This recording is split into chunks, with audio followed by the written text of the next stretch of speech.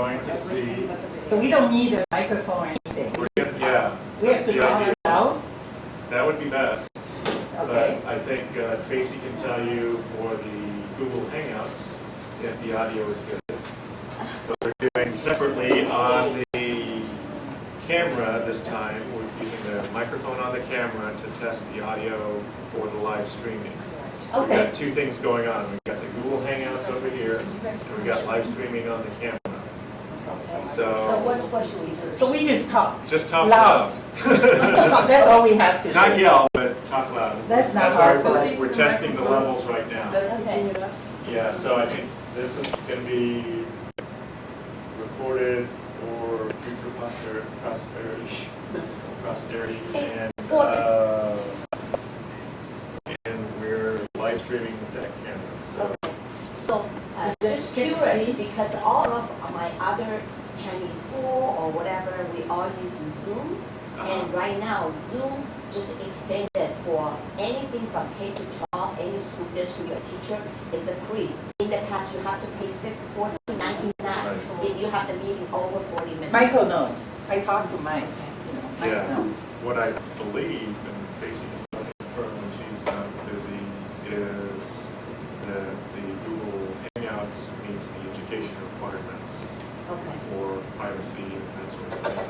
Oh. So maybe tell you more about that in details of why the Google Hangouts is the preferred method. That's fine. I'm okay with that. I think Zoom actually uses a secure line. Okay. Actually, it's because the company uses that Yeah. because they have all of the proprietary information. Yes. Okay. But I'm okay with anything. Yeah. Because I think It's good for me to learn something new too. Yeah, so Tracy would be the expert. I'm on with that, so this she group, Asian Pacific Islander School Board Association. I'm the president, and our Northern VP boards at, that company developed Gilliland. She let us use her company, and it's just like, I cannot believe for them, I think Who that let you use? Aileen Gu, she is one of the project managers, but my friend. That's fine. I'm happy to learn the Google. Actually, trying to learn more about that. My high school classmates also graduated, Tai Ying Yan, she's the senior VP overseeing the development of that new drug. Actually, so they, on TV, they show a picture of, somehow they got a picture, and that was the 16. Preload the video to another tab, and you'll be able to see It's a great color. clicking through the slides. It's the same country.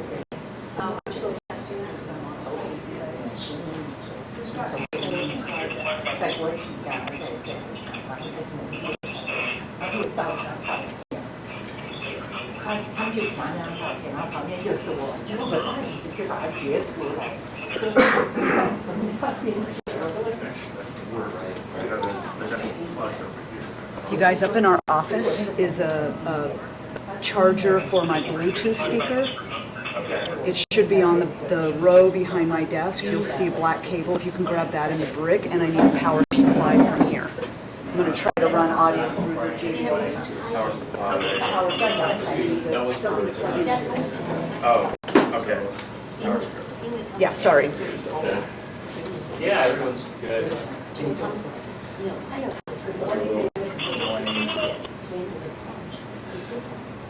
Hello, David. Oh, I saw Rosemary too, so she's. Okay. So only Peter will. And I see Rosemary right here. Yeah. I think that. You know, last night, Sophia called me. She said, "Oh, I'm interested. I wanted to come to your special board meeting because I asked my old board. They don't want to have." And then so I said, "Sophia." Is she are the official board rep from there? No. No. I said, do you remember shelter in place unless you are the essential, doing the essential function, then you come. Good reminder. It is. Yeah, we are essential. Because she already rocked the boat. Have you heard of Jennifer? Public oversight is essential function. Hey. Making sure that, somebody's keeping us in line. No, but it's not, but it's a hard, Tested in the room. she has to push real She hard. has her agenda. Here's her agenda. Actually, I am gonna make a statement. After this, I'm gonna do all meetings virtually. Okay. Okay. Go ahead. Rosemary, Try to listen to can you music use in the room. Yes, but it's not because I don't want to come. I think Yeah, it's yeah. the socially responsible thing to do. Yeah. Okay, for me, I love getting Go ahead, out, Chris. so. and Catherine, also we are in that age group. Well, speak for yourself. No, I have no problem with making that statement. I think that means wiser. We are wiser. We are older. Yes. We are wiser. Chris, are you still talking? Yeah, I'm so happy to go out. I mean it, I am, but Yeah, when my I tell husband, people my that I'm my going son, to. they both work from home, and they all have, they say, oh, hi, I have all these meetings, quiet, I used to be just going back and forth with in the kitchen or whatever. Oh, now break, you can't talk. Yeah, I cannot even watch the news, I have to watch it on the computer and take. No, but when I tell my kids that I'm coming out to a meeting, they think I am Crazy. crazy. No, this is an essential function. I said that, but No. they said you can do it virtually. Yes. And so, and other people think, No, the, do the responsible thing. For me, we have last to do night they are actually thinking was, incoming things, so they might need a shower to I said, oh, I want to just call. I said, remember shelter in place was essential? This is a special field, that's why they look out for the broadband. Yeah. Because they try to run through, they already did that with SUSD. So they called me, they said, where's that place now? Well, I'm glad she's not here. Essential, yeah. You're Board member, you can choose remotely or whatever, but if you come, you have the essential function, because you have to set the So my sister sent that's her. And then because it's like they were recording. I said to her, okay, Taiwan, she said,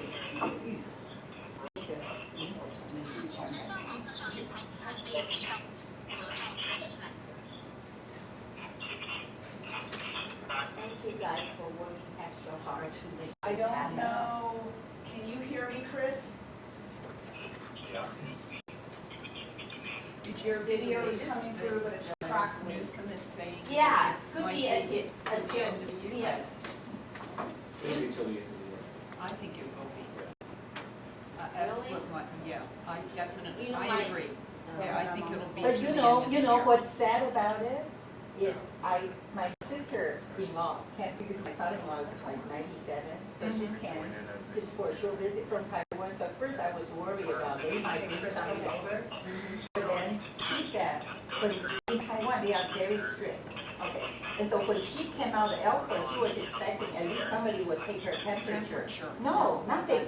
She said, oh, San Francisco airport is terrible, and then you were saying you had friends, kids coming from Korea, Last week. and then they didn't do anything. Believe that they're And- not and then- doing And then it. my friend's son, which is a Saratoga alum, said he's doing the teaching in Korea. And Oh, that's he- Verna. Yeah, and he asked, he said, well, don't I supposed to have the temperature taking or whatever? They said, oh, you're fine, you just, Yeah, you self-identify, like, No. okay, I'm dying. Yeah, No. but Taiwan has, I mean, and just Asia in general, right? They really, you have all kinds of things where you just, in place. yeah, it's all in place. No, And see, you just I- walk through and they Yeah, have no, little yeah, screenings. Yeah, actually, so my sister-in-law was Yeah. supposed to go back next week, but then she wants to go back earlier, so the flight was supposed to leave today. Are you guys okay if I hop off? When she tried to get online to UA upgrade, it said cancel, because we have the shelter in place, Yeah. order. Yeah. So Taiwan increased our level to 3. Yeah. So it's like UA cancel. Taiwan does not allow UA to take to fly to Taiwan. Yeah. And so so she has to struggle to leave early, like 12 o'clock this morning. Eva Yeah. airline, And so what she says now, because we are number 2, she can put mask on and then go to Yeah, work. so we'll try But now recording she goes back, as her well. husband has to move to another place for 14 days. And luckily, they have another unit for the in-laws who, you know, it's empty. But I'm a little bit optimistic. I'm hoping we can learn from other people when they do. Oh, I think We are not. That's the problem. Why San You know, Francisco let me airport tell you, is not because doing my anything? husband's, he's I a think factory, they will. he's a factory, they are, he has the field engineer way back in Thailand area, sorry they to already interrupt. go back to work. Tracy, I think Wow. It's, the YouTube is picking up the conversation Oh, right now. I'm sorry. last couple of weeks, you know, they don't This have is to the really YouTube identify. screw out there. So whatever we And talk then about. they take, they cover like more than 10,000 Well, I don't a think day many people because think their they're kid but is really just fast. FYI. And so they feel comfortable, so they gradually, it's like What- it's I like don't know. one person will go I'm around not listening to and say conversations one, like that. three, and then no. When I-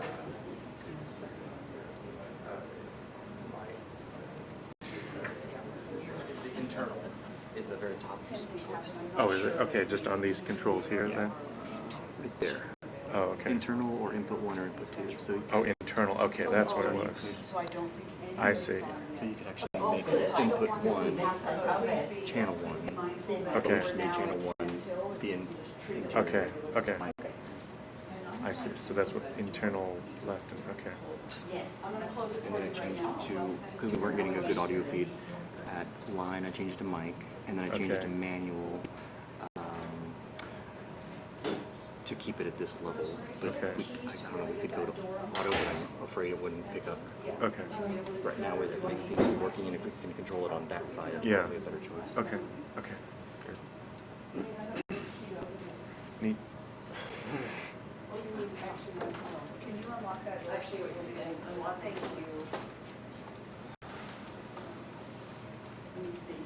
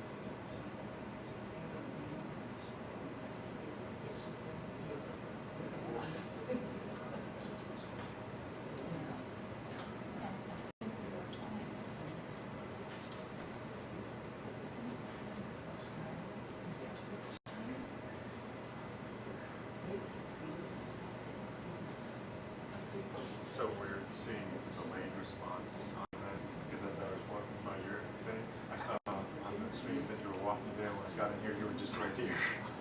Wow, you're fast.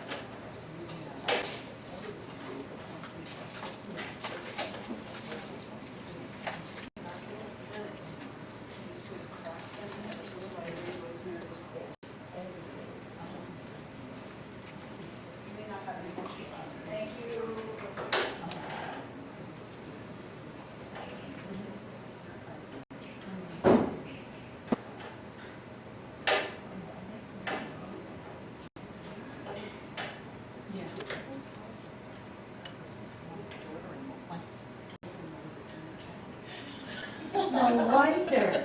Well, I was thinking, you know, the Chinese mom, because my mom, her daughter-in-law is Chinese. So I noticed, that's when.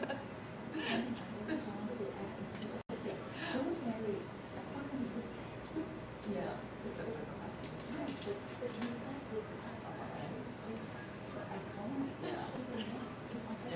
But you know, Cynthia, I was gonna say, I noticed even the other day, I never thought about Mike sends out stuff to staff and students of high school, and he sends out things to parents and everybody.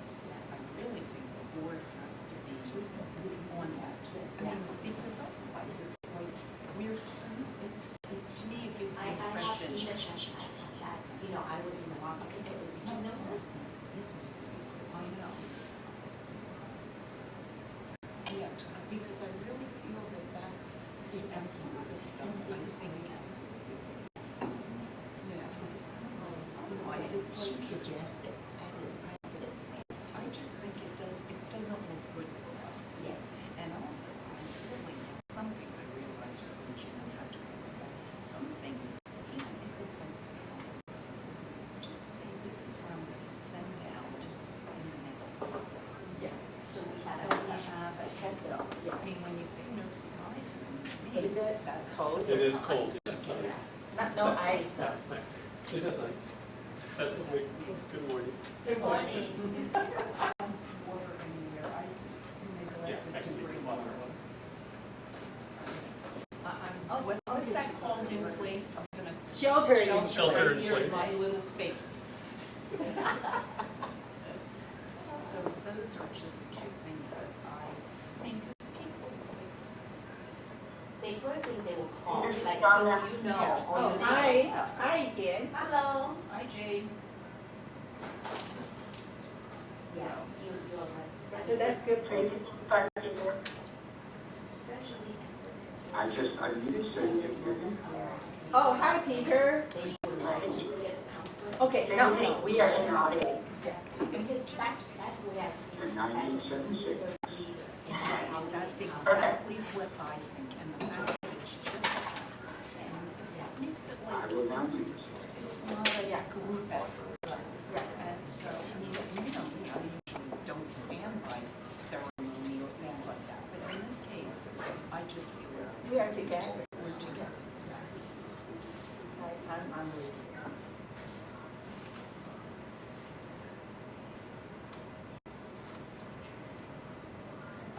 So we have a little delay, right? Yeah. Yeah, the video's a tiny bit delayed. Okay. Doesn't heal. Hi, Peter. I'm ready for you to start teaching physics or something. Looks like a professor. That's a good image for the physics teacher. What's our class today? Online teaching. Oops, I didn't do my homework, no. No. Okay. Mike, I Yes. thought you said you printed. Oh, it's the agenda over here.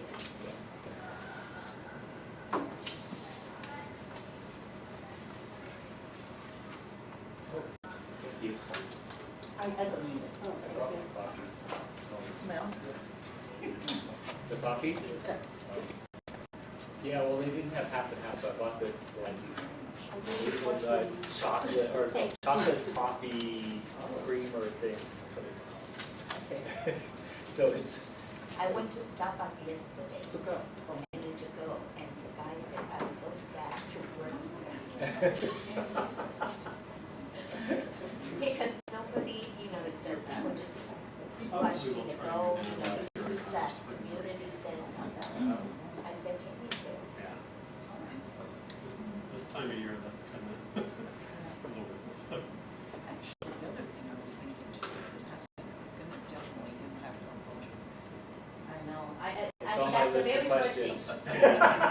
Budget. Budget, I said, this is No, definitely gonna. I thought the state legislature just passed a bill. They are going to provide funding but I don't know how Right, soon. but I mean, Well, I that think doesn't that, apply. That doesn't That's apply probably to also- That taxes and applies for, stuff. that applies That to probably people what? who, Probably LCFF Just- probably Oh. will help us. exactly.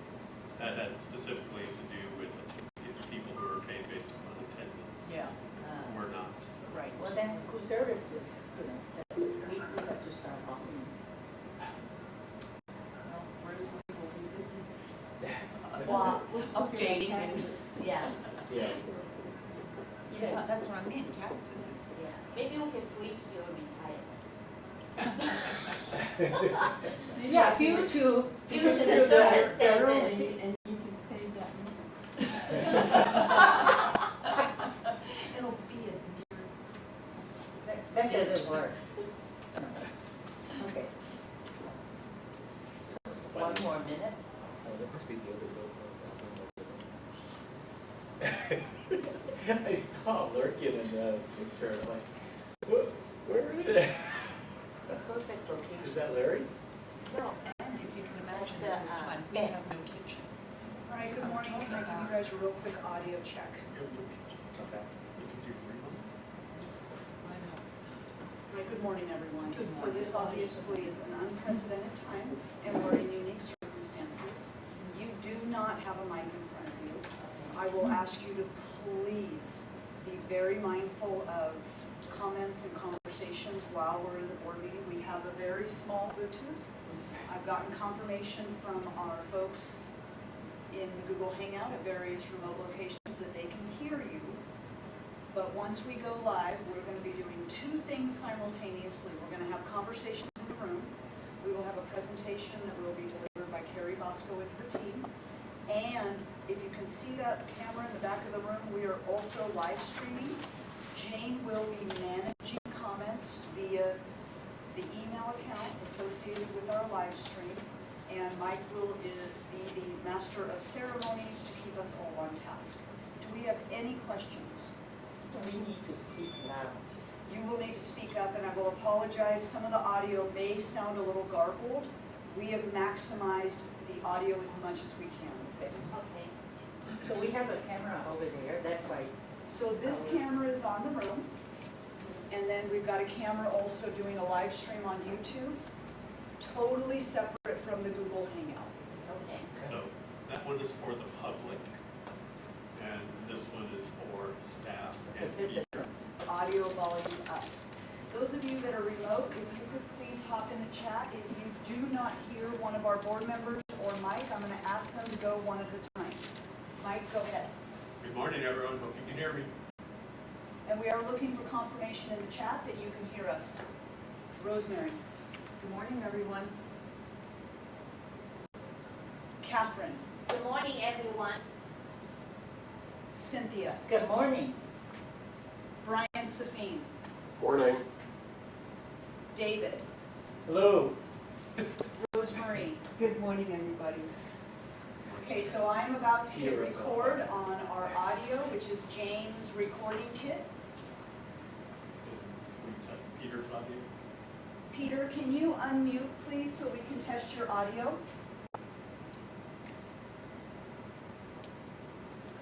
Okay, he's unmuted. Peter, can you say good morning? Good morning. Okay, we can hear you great. And is the Google Hangout now recording? Just one moment.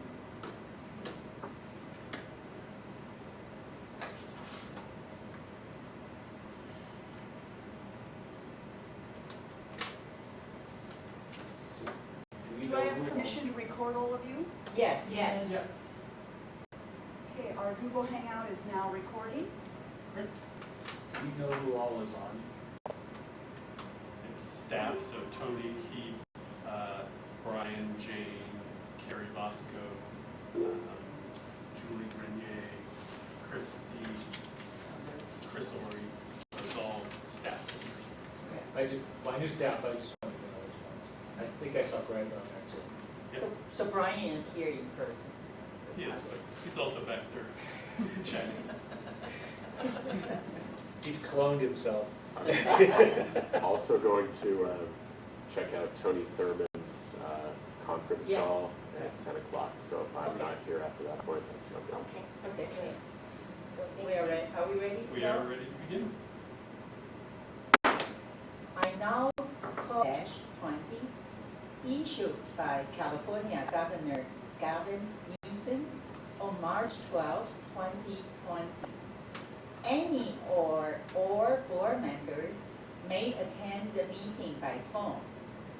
Members of the public may attend at 17421 Farley Road West, Los Gatos, California 95030 in order to observe and provide public comment during the meeting. The board meeting room will remain open during the meeting for those members of the public who wish to attend the meeting in person and/or make public comment. However, the board may limit the number of individuals in the board meeting room at any one time pursuant to guidance from public health officials. If you are viewing via the posted live stream link and wish to provide comment during the designated public comment opportunity, please email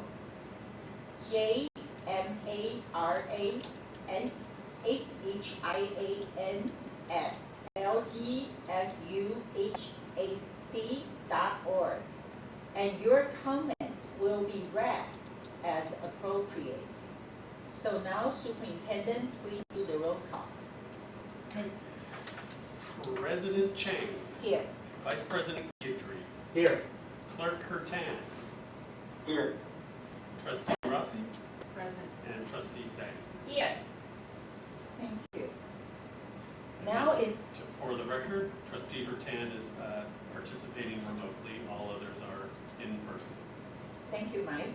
So now is the time for the board to approve today's agenda.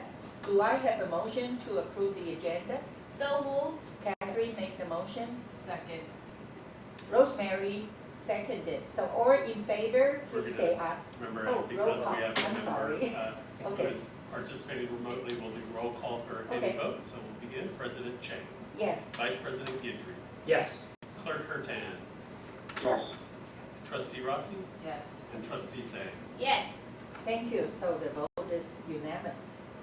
So now we are going to convene our regular session. For the first item on the agenda is public comments. Members of the public may address the board on any subject not on today's agenda. However, per the Brown Act, as an unagendized item, no response is required from the board or district staff, and no action can be taken. If you would like to address the board on any item on this agenda, please complete a blue card and hand it to the board assistant. When your name is called, please limit your remarks to 3 minutes per person, up to 20 minutes per topic. Again, if you are reviewing remotely and if you like to make comments, please email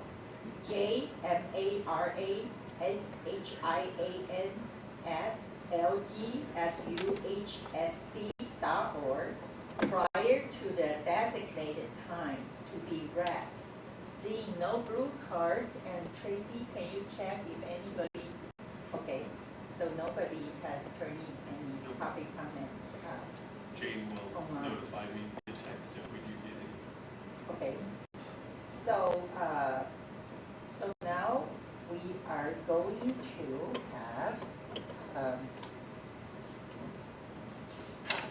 okay, now it's time for us to move on to the action item, which is emergency resolution 19-10. Mike is going to lead the discussion.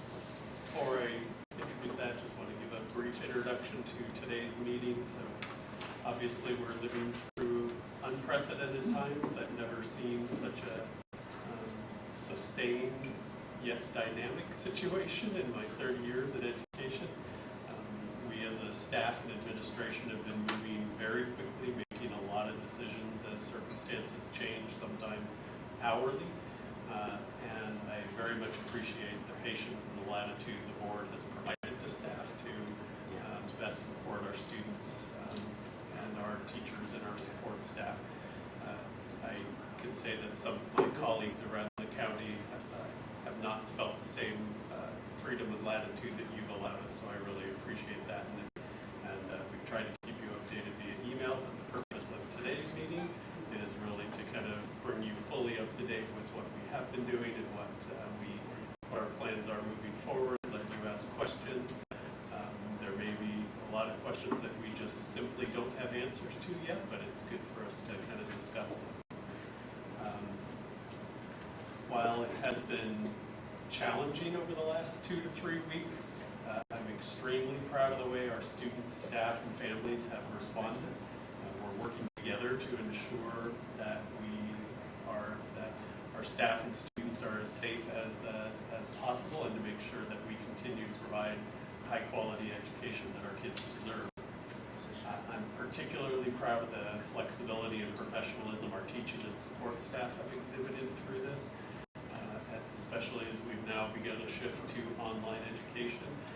We've not had a single member of our staff or person suggest that this is too much work and that we shouldn't do this, we should provide no education. Nobody has said that. Everyone has been 100% committed to jumping in and figuring out how do we do this. I also want to acknowledge and say that I'm thankful for the collaboration and cooperation we've had with our 2 employee associations and their leadership. They've been amazingly supportive and flexible with us as we're operating in unknown waters, so we're all kind of working together to figure this out and what makes sense for everyone. They've been true partners in this. And then finally, I want to acknowledge the leadership demonstrated by all of our district and site level administrators. We have been, and especially our wonderful team of TOSAs who are really working hard to support our teachers and students as we make this transition. The level of commitment, flexibility, and collaboration that our entire leadership team has shown, I'm very, very happy with, and I think it has caused us to be able to respond quickly and effectively. And then finally, I want to acknowledge Tracy and her tech team. They got notified at 5 o'clock last night that we wanted to live stream this, and so they have been working hard to make sure that we can put together a meeting like this very quickly, and so that the public has access without needing to come and sit in the room with us. So it's, again, one of those things that we adapt, and I just want to acknowledge the team for doing it.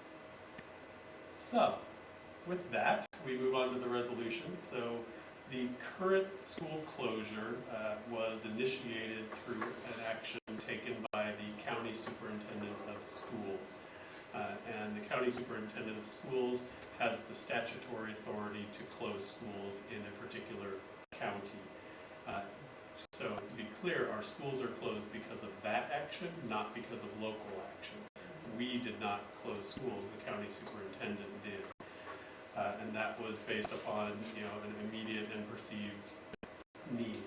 At this point, both Santa Clara County Office of Education as well as our legal counsel are recommending that actually all school boards, we included, take action to declare locally our own emergency, and based upon that to provide the superintendent with temporary authority to take necessary actions such as school closure, things like that, to ensure the safety of our students and staff, and decisions to ensure the continuity of education. The resolution presented for consideration this morning was drafted and recommended by both legal counsel, AALRR, and the Santa Clara County Office of Education. So, if adopted, the board would take action at some point in the future once this crisis has passed and we feel like things are back to normal. the board would take action to rescind the declaration of emergency and to rescind the emergency authority that would be provided to the superintendent. So the resolution essentially allows me to take immediate and lawful action. It doesn't mean that I can just waive all laws and decide to do whatever I want, but it allows me to take immediate and lawful action if needed without needing to call a board meeting to take those actions. So that is the intent of the resolution that was shared with you ahead of time. I have a question. So, Sure. So, but in practice, you will try to just give the board a Of heads course, up. I'm not going to clearly make any big decisions without informing you. If I feel like I need to consult with you and make sure that you're supportive of a decision that I'm about to make, I absolutely would do that. This just gives us the flexibility to not have to call a formal board meeting and take forward action on items that normally would require to do so, like school closure. So, if the county were to lift the school closure action, but we locally felt that we needed to keep our schools closed because of our immediate local, not county-wide conditions, this would allow us to do so. One comment I like to make is I really appreciate you are adding the board president's name to the notice you send out. That was suggested by Rosemary. So I think that way people feel the board and the superintendent, we are collectively taking the leadership and responsibility during this challenging time. So thank you so much. Good suggestion, I think, on any sort of big mass communication moving forward. I think that's a good strategy for us to use. Okay. So do I have any other questions? David? I'm sorry, I shouldn't have jumped in. No, you should jump in. I mean, I guess, we'll get to some discussion on it. So, I just had a few things that I commented on, and I'm sorry I didn't get a chance to give you a heads up on this ahead of time, since I just basically got a chance to really look over it last night.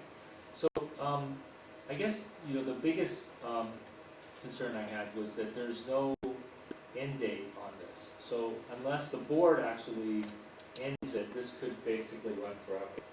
Was there a reason for not just putting an end date, and then if we needed to extend it, the board could also extend it or create a new one as needed?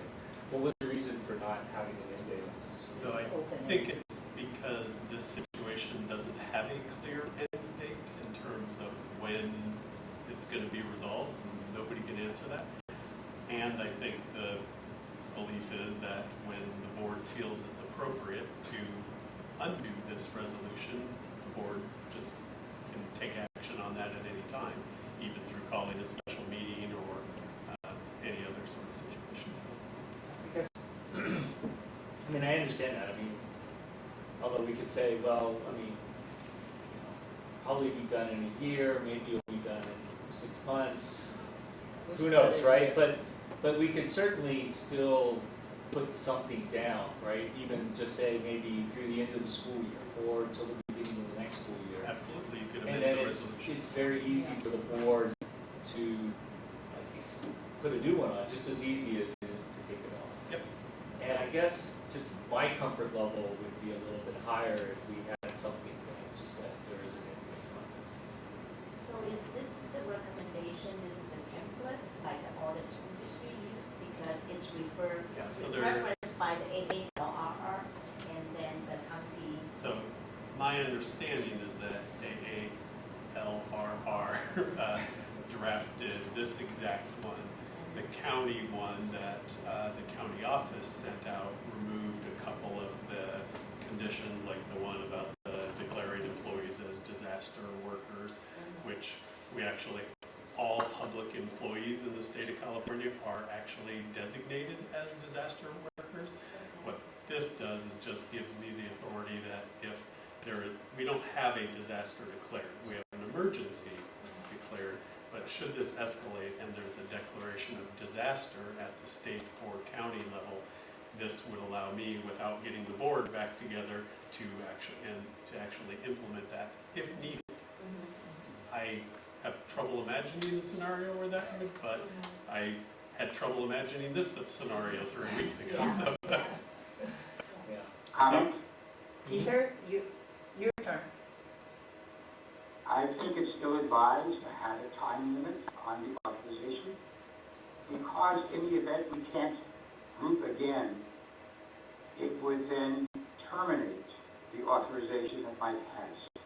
And without knowing that we can always rejoin, there may be a problem with communication facilities, any number of things may go wrong. And I think that's why it doesn't have a sunset date. So if we try to call another special board meeting, we have to have similar setup, like what we. Well, we can do it all remotely as well. So that's one of the executive orders that the governor issued, is allows us to do a board meeting completely remotely, which previously, prior to that declaration, we would not be able to do. We had to have a quorum in person. But what Peter's, unless I misunderstood him, isn't he saying that, yes, you can have a remote meeting, but if you don't have the infrastructure. Yeah, Infrastructure. yeah, that's what I, to do it, that's the question I then have. Yeah. We cannot hold. we the meeting. cannot Correct. do it. So, but I'm still fine with the deadline, be it if it's extended out far enough. If that's what everybody else wants. Or an So- expiration date. So what needs to occur procedurally at this point is someone needs to make a motion either to adopt as is or to adopt with an amendment adding an expiration date. So there would need, on one of those two options, there needs to be a motion and a second. And then, and honestly, I don't have, if we do a deadline, I would suggest that we, put it out. Yes. Yeah. I always worry because what happens is we forget. I mean, once things go back to normal, Yeah. we often forget that this is. I would not forget. Yeah. Trust me, I would say this. Well, that's good, but I'm just saying there is the possibility that we forget this isn't.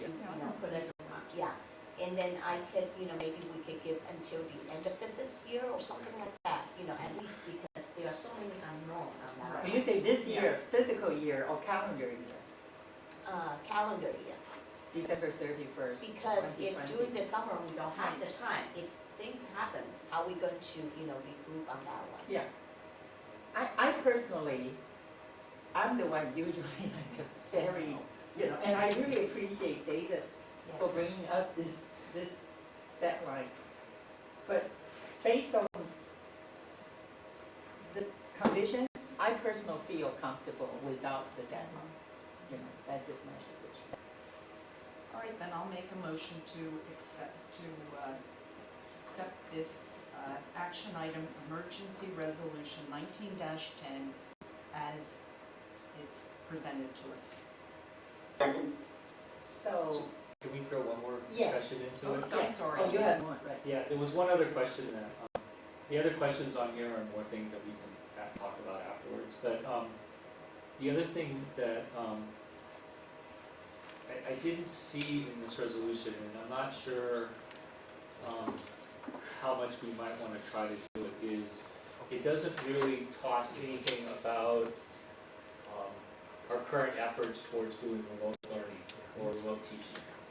And I'm wondering if there ought to be something in the resolution to at least encourage the superintendent to try to maintain our learning and instruction even through these troubled times.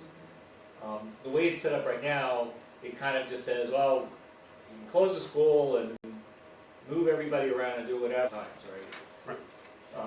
And I didn't know, so I wondered if that's another thing that maybe ought to be considered for the resolution. So here we say to provide necessary staffing and instruction, so maybe we can Yeah, but that doesn't mean anything, that could mean no instruction. Well, it says Yeah. Right. educational well-being of all students, I mean, to me, that's Well, instruction.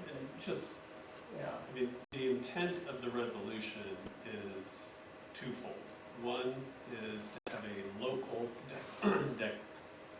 declaration of an emergency, and then based upon that, to give certain authorities that I don't currently have.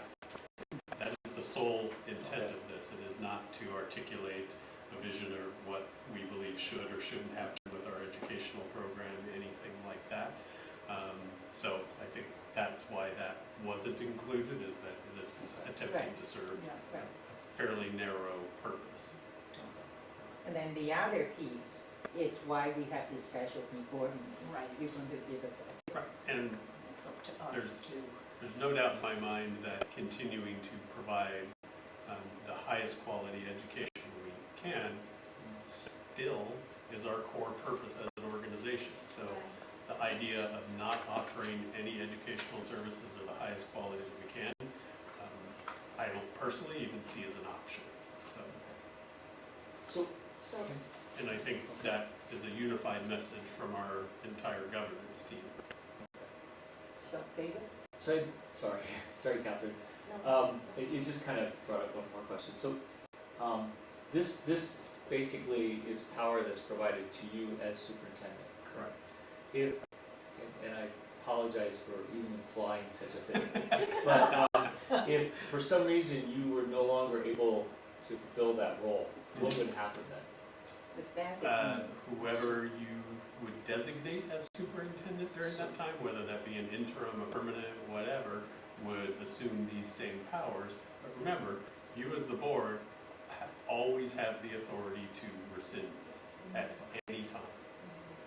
But even your replacement in that situation, the You are board would designated. have to We get have to- together and designate someone Yes. to Oh, be, yeah. okay, Yep. It's like by default. You hire the superintendent. Yeah.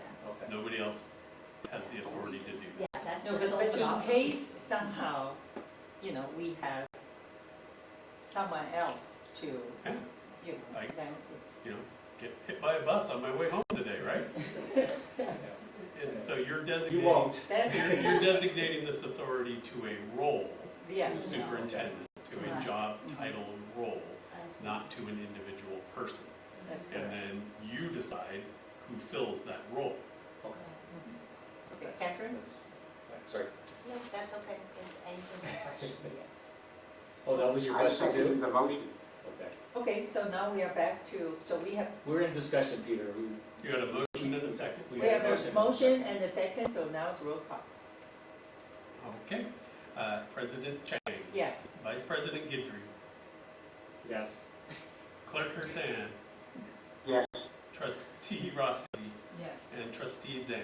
Yes, Okay, motion carries unanimously. Thank you. So now it's another time for public comment session. Again, I don't see any blue cards. Anybody online?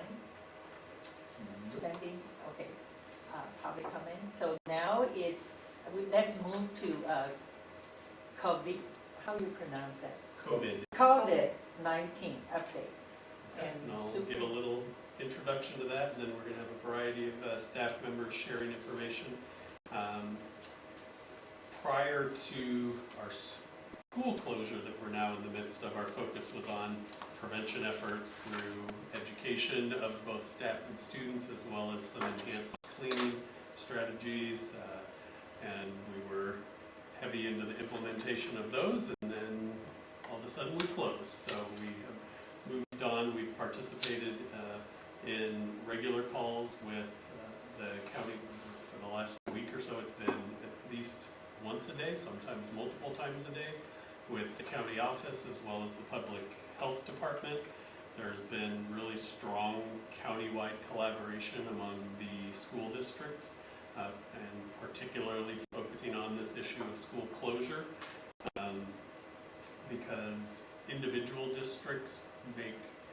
individual districts make decisions to close their schools, it has significant implications on all of the districts around, particularly because so many of our districts are union districts like us, where we're high school, and then we have 4 feeder districts. If we make a decision to close and our feeders do not, that has significant implications for our feeder districts and our families. If a neighboring district to us closes, that has implications for us. So those are all of the discussions and debates that occurred over about a 10-day period. And I can tell you some people were advocating early on for closure. Others didn't want to close even when we did because of their local conditions, but we really worked hard to arrive at decisions that we felt were the best for honestly the greatest number, and how do we look at this as a broader community, not just our local, what's best for us. And those led to some very challenging conversations, but good, honest, collaborative conversations as a district.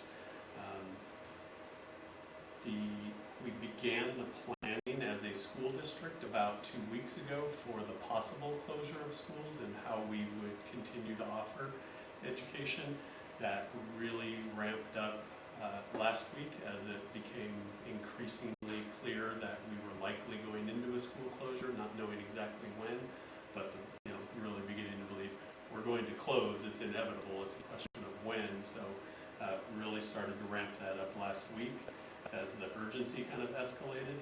We used our professional development day this Monday that was already previously scheduled as a professional development day. We essentially punted on everything we had planned for that day and turned it into, in the morning, we asked all of our teachers to come in, and we provided professional development around how to use Google Hangouts, on how to use Canvas, what are the things for teachers to consider when moving to an online form of education, model of education, and then asking departments to collaborate together to figure out how they were going to make this transition. So that was Monday morning, and then essentially for the rest of this week, our teachers are preparing for the assumption of online learning on Monday morning. And that will continue until this school closure comes to an end. Over 95% of our students have both internet access as well as device access in their home, so we're lucky as a community in that sense. That was one of the major concerns of some of our other local districts in school closure, where they may have 50% of their kids with no access at home. And so for them, trying to implement a remote learning model was extremely and is extremely challenging, and one of the reasons some districts were more resistant to closure than others. So based on our past data, as well as a recent survey that Tracy did with our students and families, we know that over 95% of our students do have both devices and internet access.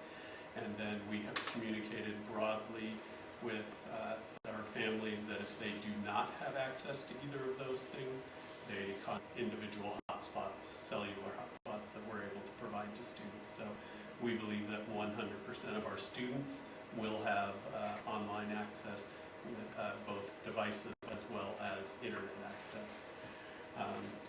Let me finish and then we'll dive in. So we are providing online support for our teachers throughout this week. Our team of TOSAs as well as our administrators are available online. Some of our TOSAs are doing daily kind of online Q&A sessions, as well as daily online little kind of tips and tricks on specifically on Canvas or specifically on Google Hangouts, or how to link YouTube videos into your online lessons and things like that. So continue doing that. The immediate instructional effort has been our priority, but we've also continued to work on a whole variety of other matters.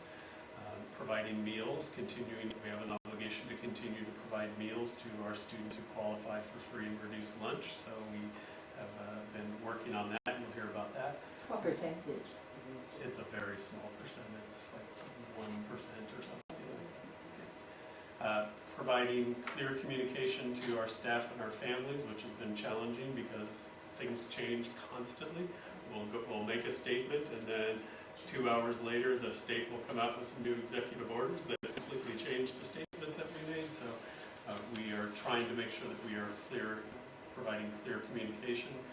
We have been working on, under the current shelter-in-place order, schools and educational institutions are considered essential businesses. And so we do have the ability under that order to call some of our employees in, to designate some of our employees as essential workers, and therefore have them, not be subject to the restrictions of this shelter-in-place order. So we've been working through identifying who do we want to designate as essential, who is just going to be on call, those sorts of things. We are in the midst of planning for taking this opportunity of an extended closure of school to get in and do some deep cleaning and disinfection of our campuses and this building as well. We are identifying key M&O projects, maintenance and operations projects that honestly, this closure may give us an opportunity to do some projects that we would not be able to do with students and staff on campus. So I'm considering, are there projects that we can get done without risking the safety of our employees in doing so, as we work on that. Making sure that our district business operations, that Rosemarie's office, our bills don't stop coming in. We still have to pay our bills. We have to still bring in our revenue, and we have to still do payroll for all of our employees. So we need to ensure that our business office is operating smoothly.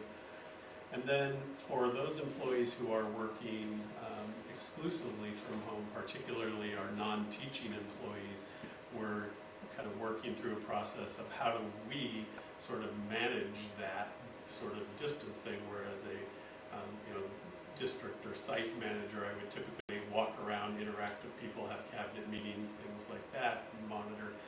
In this sort of situation, we're looking at which of our employees do we want to have a way for supervisors and employees to communicate back and forth, create task lists, and kind of be able to better monitor workflow and make sure that all of the things that, especially at the school site, we are in the heat of both finishing a school year as well as doing all of the work and planning for the following school year in terms of residency verification, enrollment in courses, building master schedules, staffing. So we need to have systems by which we do the exact same work we've always done, just do it from different locations. So we're working on that. And then we're beginning the planning for the eventual reopening of schools. We don't know exactly when that's going to happen, but we know it will happen. And if it were to happen this school year, there are going to be some kind of significant challenges that that I'll address in a little bit later. But those are all the kind of non-instructional things that we're also working on as we continue with this. So on your tables, you have a little half sheet of paper that has the topics that we are going to address in today's update. Our plan is, I'll pause for questions now on anything that I just said, but if your question has to do with one of the topics that we're going to go a little bit deeper on coming up, I'm going to ask you to hold your questions. We'll pause after each section of this and allow you to ask questions after staff has shared the information. So David, you have. Well, I just wanted to ask, so we have some families that don't have computer internet access, right? So how do we know, I guess we have a list of all of the students at both schools. Yes. Are we proactively going through every single one of those and saying, and checking off, this person has computer and internet, this person has computer and internet? Are we proactively doing that, or are we waiting for them to come back to us and say, oh, I don't have a computer? So right now, our 95% data is based upon a Bright Byte survey that we have done historically. Okay. And then Tracy also sent a recent survey. We have not had a 100% response rate to that. Mm-hmm. So what I would suggest, Oh, I just wanted, if I may add, in addition to a survey that was sent last week to be proactive for all staff, teachers, and students, between Rosemarie and I, we've also reached out to all of our students that are eligible for free and reduced lunch. Rosemarie made those calls personally herself yesterday. Our counseling staff have also been proactively reaching out, as have our Valor staff, to attempt to reach those students. We've done a multi-pronged marketing campaign from our website via email and, as again, the targeted phone calls home to attempt to reach all students and families. We have a current list, and beginning tomorrow afternoon, we'll be checking out the very first 30 Chromebooks to parents and guardians and families that have identified a need. That'll be wave one of that process. So to answer your question directly, are we calling, or we have surveyed all 3,500 plus students? We don't have a response rate from all of them, so I think perhaps our next step is, we keep reminding them to respond to that, and then any responses we don't get, depending on how many it is, we could reach out to them proactively and say, you didn't respond, do you have internet service? There have also been multiple communications saying, if you do not have, you're going to need this. If you do not, please contact, and that's where many of the contacts that have come from. Yeah, and just to correct our percentage, if I may, Mike, we are a little closer to 98% to 99% of our students have indicated, both historically in surveys that have been administered over the past 5 years on this topic, and our most recent readiness survey that went out last week, that they have both internet and a device at home. We are so lucky. We have 25 MiFis on order as of today. They are back ordered with our new partner, T-Mobile, and they should be arriving between March 23rd to March 31st. In the meantime, we've seen examples in response to COVID-19. Both Xfinity and Comcast have turned on Wi-Fi hotspots in all neighborhoods. We have posted that information to our website. We will continue with that marketing campaign until we can personally reach any student that is in need of a device, primarily in the mountains, is what we are finding. Yeah, I mean, I guess my point was really just more, the ones who need the most help are usually the least responsive and least likely to be the ones necessarily that will reach out. And so I just, I think you guys are doing a great job, and I don't want to critique what you guys are saying, but I just wanted to make sure to reinforce we need, as a district, to be very aggressively proactive in going after those last 1% or so of kids, because they're the ones that will not respond, because one, they don't have the ability to respond, and two, their parents probably aren't paying attention to any of that type of stuff, because they have other things they're worried about. So we need to be the ones to really step up on that. But I find that communicating with students, text is the best. For some reason, phone calls and emails and stuff. Adults as well. But some Yeah, adults. text is Some adults. But texting for some reason. So I'm going to move us along, because I think the first topic is going to answer many of your questions. And so Carrie is going to sort of take over and do some screen sharing about our kind of what we're calling continuity of learning plan, which is how are we going to ensure that teaching and learning continues to take place during this school closure. So Carrie, the floor is yours. And again, I'm going to ask you to Good morning. I'm going to ask you to hold questions until Carrie's done with it. We're going to get the screen share up with the presentation shortly. And I just want to let you know who's all on the Google Meet, in addition to Trustee Hertan. We have Greg Lucy and Chrissy Rasky, principals. We have Keith Rocha, Jane Ration, Julie Grenier, Tony Palma, Christopher Ori.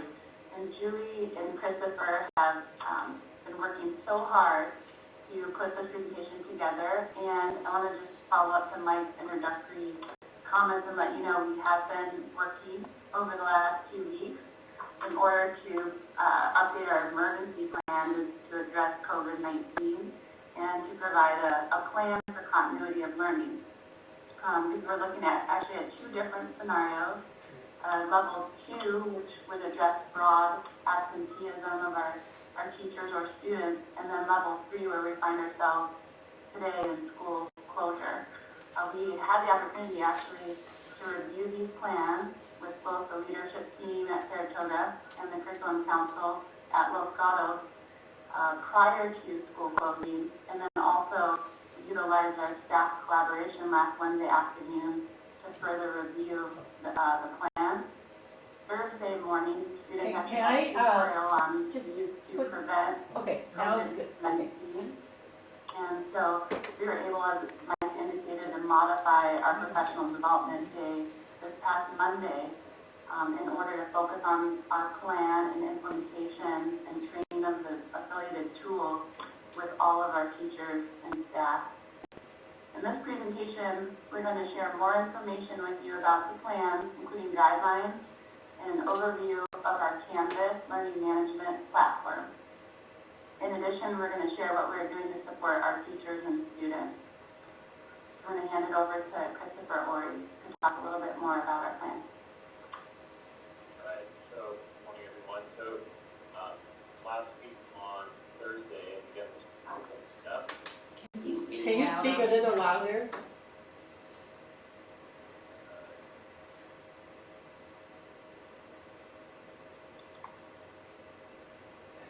I'll keep on, or I'll do the best I can. Yes, this is good. Okay, so last week on Thursday, we sent out this presentation, the slide deck, and I did a video overview, so they got both the slide deck and the video on guidelines for remote learning, and it kind of set the stage for our teachers. At this point, we didn't know that we were going to close, but it was kind of prepping for that possibility, and so I'm going to go ahead and show the video now that kind of sums it all up, and so that way we'll all be on the same page with what our teachers are seeing. The audio is not the loudest, so we'll do our best to make it as loud as possible. Guidelines, best practices, and right now this is being driven by COVID-19 and our response, how we support our students through that process. But the topic of this has come up before in, for example, colleagues experience that mandate that we have to be out for a while, or we have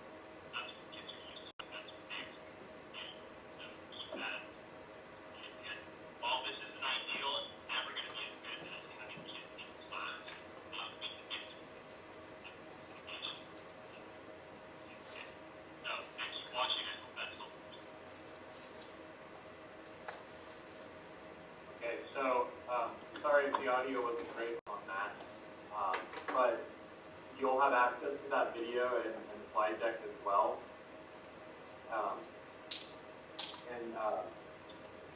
So this was shared out on Thursday, and then teachers were reminded to make sure they had watched it by Monday. And so at this point, all staff have watched this, and that was partnered with the cable, which I'll talk about in a second. I'll pass it over to Gary.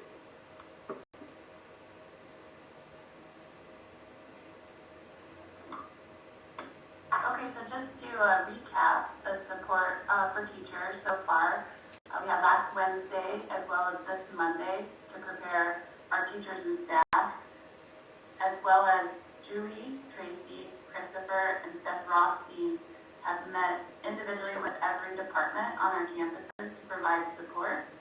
They are also offering appointment times throughout the week, this week, and beyond to get one-on-one assistance in order to be able to use the Canvas platform to do videos, chat, the Google Classroom. So I really want to thank the team of TOSAs and our tech team for all of their support, as well as our teachers who have been working so hard to get ready for Monday's rollout. Hi, everyone. I'm going to. You look good, Hello. Julie. Hi. Hi. You all can see me? Yes. Okay. Took I'm over going the to go over screen. Canvas briefly. Now that we've had this learning management system for 5 years, but I wanted to give you a review now that we're using it exclusively for our remote learning along with Google. So I want to show you what students and teachers see. When a student or a teacher logs in, this is their dashboard, and they're going to see all of their different classes. They're also going to see a list of the assignments that are upcoming due. Students can go down and look at a calendar as well, if they want a calendar view, and they can put their own, we're going to get there. They can put their own events into this calendar as well, or they can toggle on and off for the classes that they have. They can email their teachers through Canvas, and we also have Canvas Studio where they can watch different videos that their teachers post and they can react to them. So, we go into, we have started a district resources course for our teachers to use, and we post all of our tutorials and videos in there. We have a whole section that the teachers have been using on remote learning. We have our Google Meet, how to do it, it's a video. We have Christopher's videos in here as well that he just showed you. And we have an opportunity for teachers to schedule time to meet with me, Christopher, Steph, or Tracy. We'll be posting those weekly. And we also have daily discussions that teachers can jump into and ask questions, and we'll respond to them. And further down, they have lots of great tutorials on Canvas and Google and other ways that they can innovate in their remote classrooms. The other things that they can do as a teacher is make an announcement if they want to make a daily announcement to their class. And I believe we've got an announcement in here for this class. We do. They can give assignments. And we have an assignment in here. Oh, we have one. They can also do online quizzes. We're asking if they use these quizzes for formative assessment, not really for summative, because they are not secure right now, but we're hoping that they use them just to give students feedback. And then, obviously, there's grades, but we don't grade the teachers, so we're not going to look at that. All right. And I think we can go to the next slide. Mr. B, you want presentation right back? Yeah, go ahead. Sure. All right.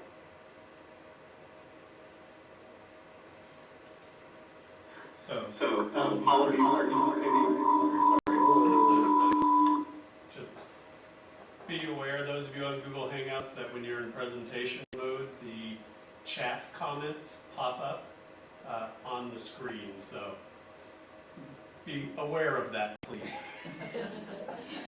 But continue. So Mike, Keep chatting. so Mike, Be you blunt. want the board hold the questions until the in entire presentation? Yeah. Or Just this section, so they'll finish with the kind of teaching and learning section, and then we'll discuss that and then move on. Okay. All right. Holding ourselves in. So, Just want to make sure. this video, I'll just give an overview of it. It's linked right here. I'll pull it up on my screen here. So, following those guidelines for teaching remotely or online, this was sent out to remote learning people.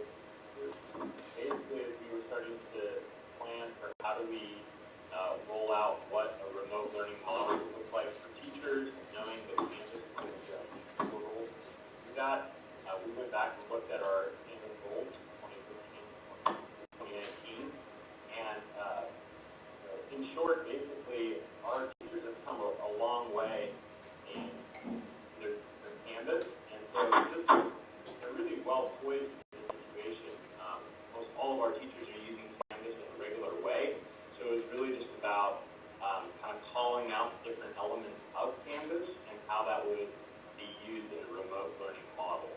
And so it kind of broke it down that an online or remote course, it kind of falls into four main buckets. There's the course construction, the delivery of content. There's the interaction with students, so student to student, teacher to student. And there are the course activities, so the application and practice of content, and then there's the checkbook understanding. And so what we wanted to do was have kind of like an entry-level stage so that what would be necessary for each of those four to successfully teach remotely. So the table kind of called out what that would look like. So, for example, course instruction, this is posting the notes, the content, and then interaction using a Canvas discussion. Then the course activities, this would be basically turning in assignments online, and then giving a way for checking for understanding. This is actually a 2-for-1. Using the discussion feature in Canvas allows students to interact with each other, the teacher to interact with them, but it also be a form to check for understanding. Now, if any one of those things was unfamiliar to the teacher, maybe they're not using it, or if they need more support, I then linked here to various different resources, there's infographics or tutorials from Canvas on how to do those things. So here now they can kind of self-assess and see where they're at, and then get their own asynchronous speed around that. Now, the next layer, is we then gave like a stage 2, so it'd be all of the above plus a little bit more. So then again, it kind of gives descriptors with PD and stage 2, and then ultimately stage 3 are just really about giving greater access to students, giving more differentiation and personalization. But even if a teacher is at stage 1, that is a very well-designed remote learning model. So teachers to this point have been, so they started on last Thursday, but then again on Monday, and you'll see a lot of people are still continuing to access it. They've been using this as a way of figuring out what they need to do to be teaching remotely starting on Monday, and then they're using the blue links here to get the view of remote learning.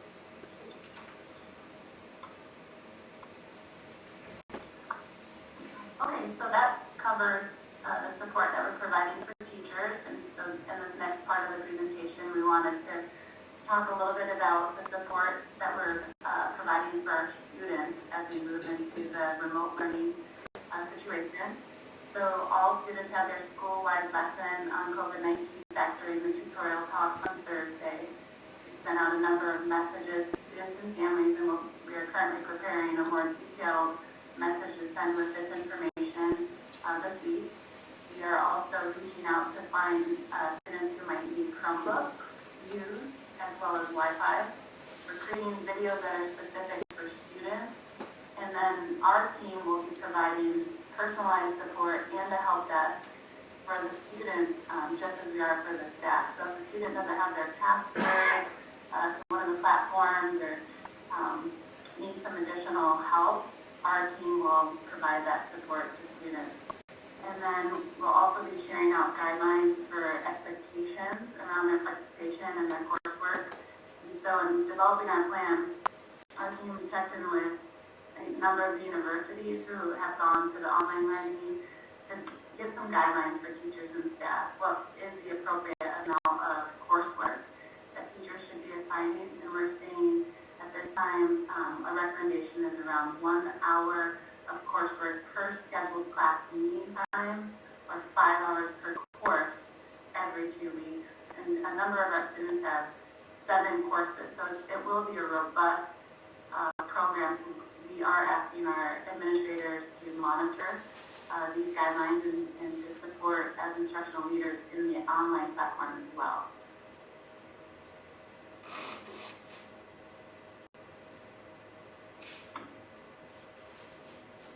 I'm going to take over presenting again. One of the things that Steph Rothstein, Christopher Ori, and myself have also been working on, with help from Jane, is posting resources that students can use to be able to, let me see my screen. Okay. To be able to do all the things they can do at school remotely. We have videos recorded that we've posted on the website for them, and one of them is how to change their password. We've had over 1,500 students enroll in our password portal, where they can reset their Google password remotely. They all know that they can come to this website. It's posted on both of the school websites as well as on the IT website. And if they forgot their password, they can reset it here, or if they just need to change their password and they know it, they can also do that. The video that we made walks students through the entire process of how to do that, and if they get stuck with it, they can reach out to either Tracy or myself, and we would be able to help them overcome that hurdle. So those are the types of tutorials we're offering our students right now. We're also planning to offer one-on-one support for students and parents as we roll out remote learning, hopefully through a Google Meet that we'll be posting next week.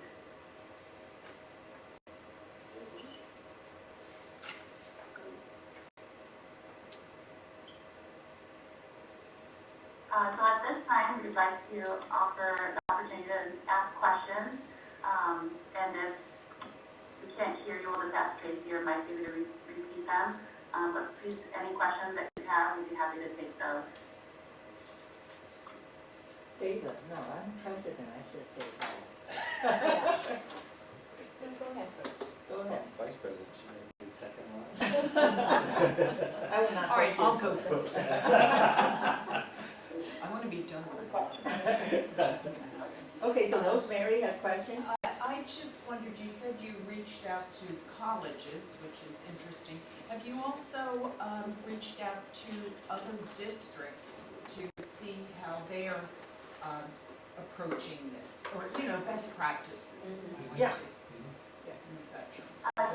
We have a listserv right now with all of our colleagues from the different districts, and they've actually been asking us to share our resource table that you saw that Christopher reviewed with the different stages of implementation, the stage 1, the stage 2, and the stage 3. So fortunately, as Julie shared, we've been using the Canvas platform for about 5 years, so we're quite advanced in comparison to our neighboring districts right now. But we do have a listserv and are sharing resources and discussions about guidelines and expectations. Great. And my other question is, I guess I was a little surprised to hear that there could be security issues. Yeah. And so you said in the next, I thought somebody said in the next week or two, those will be resolved. The So reason what you I couldn't said- give formative versus whatever kinds of assessments because of security issues. Yeah. So, I can address that one. yes, So what we mean by security issues is when a student is at home, we can't have them taking a remote test in Canvas and not guarantee they're not using their phone to look up answers. oh, okay. So we're asking our Okay, teachers to good. come up with other ways to assess their students that don't require them to take a multiple choice quiz. Got it, okay. So essays, projects, and we're totally helping the teachers do that to figure out alternate forms of assessment. And I the thought AP we- board's probably got to figure something out too, I think. The way you said it, I thought you meant that somebody could go on and see everybody's grade in the class. Everybody's more test security. And so many of our teachers are concerned about taking a test that they normally use and putting it up online because then it's freely available. No, that makes perfect sense. I'm glad that I asked the question for But myself. if they have more than one computer, so they can use, I'm sorry. Yeah, and so that's essentially if you're giving a test that all it does is require students to access knowledge, that's completely ineffective in an online setting, right? Because you can even lock down their screen on that computer so they can't go to other screens, but it doesn't prevent them from using a different device. Okay. So, So And you can ethics. text the other students or. yep. Right. Other questions? Okay. And I then, have a comment. okay, Peter.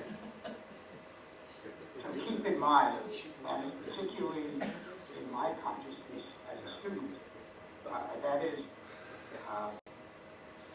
the purpose of the education is not to be able to cough up facts, but is to be able to make use of the knowledge that you gained. So hopefully this provides a transition or motivation to change the nature of the assessment.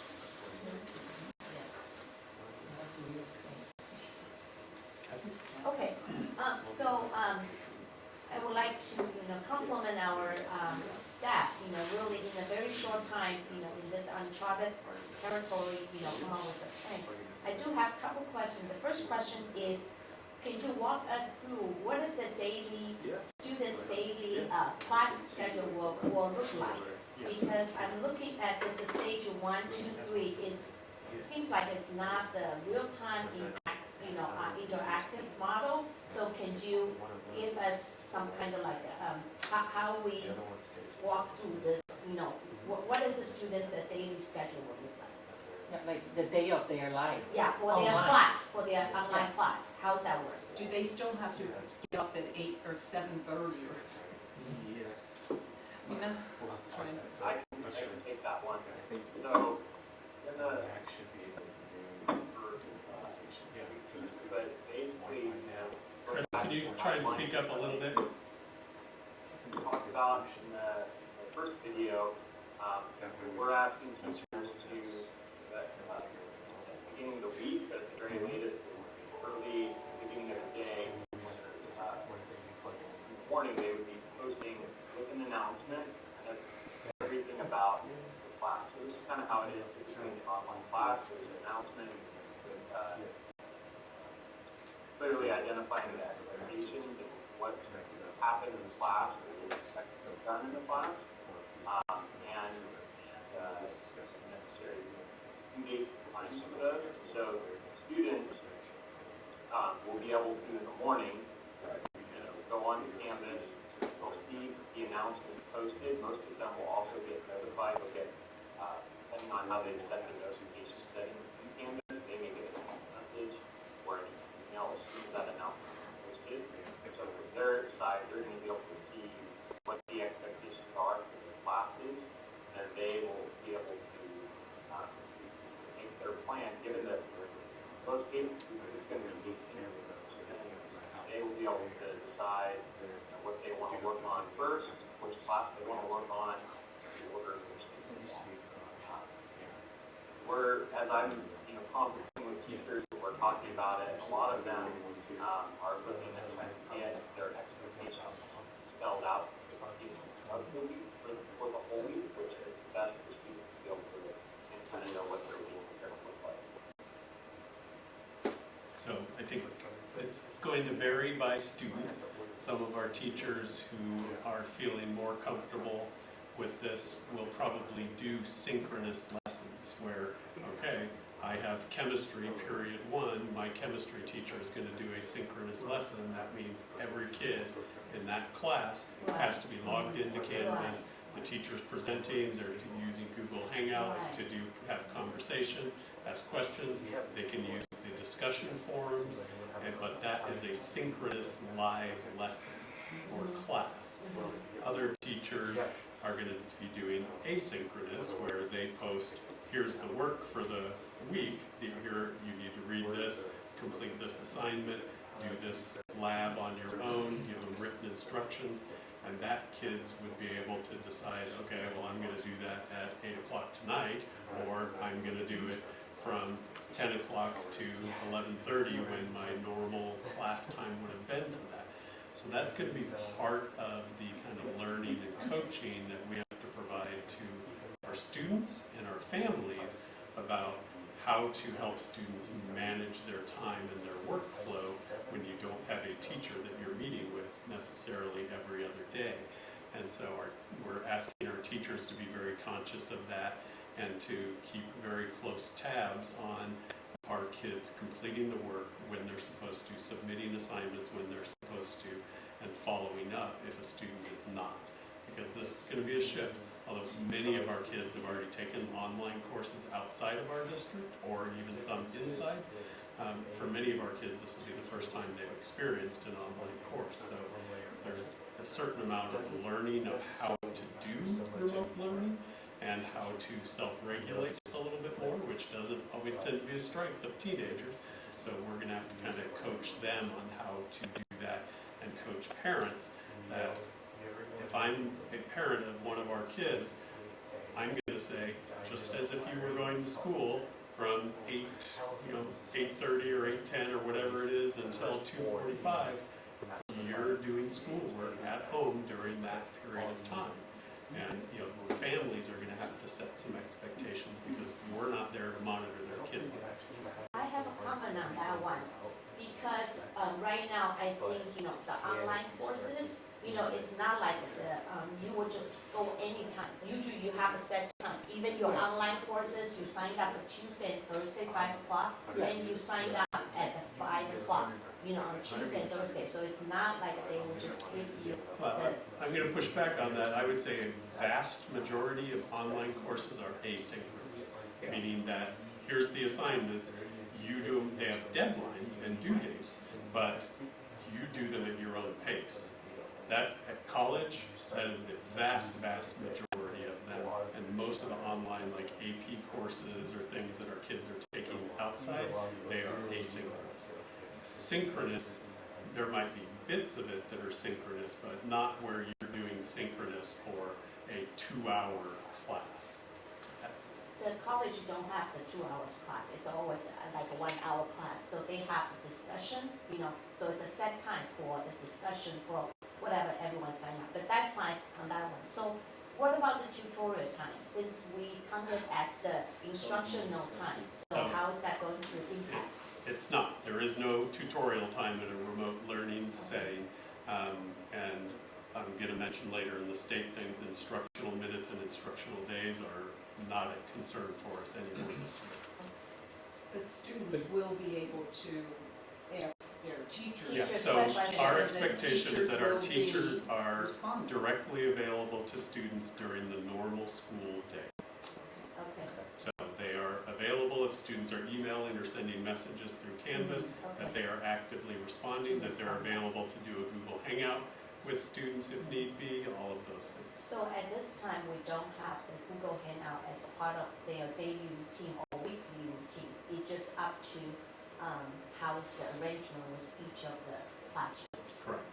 So how many teachers, like I know we have teachers at different levels, how many teachers are proficient? So, Just give us a percentage. do you guys want to take a stab at that? I can take a stab at that. I would say starting on Monday, probably 80% of our teachers were at a stage 1 or above. Those that were in that 20%, maybe they just needed to learn how to, they'd never done a discussion on Canvas, or maybe they hadn't been using the speed grader feature as much in Canvas. So I think by the end of the week, completely feasible for 100% of our staff to be at that stage 1. And then we have many staff, it'd be a little bit harder to figure out the percentage for that, that are at stage 2, stage 3. So, and the reality is my expectation is that many of our teachers right now are scrambling to get phase 1 done so that we have some instruction, and that they will get that foundation set up, and then we'll start to enhance and sort of supplement that.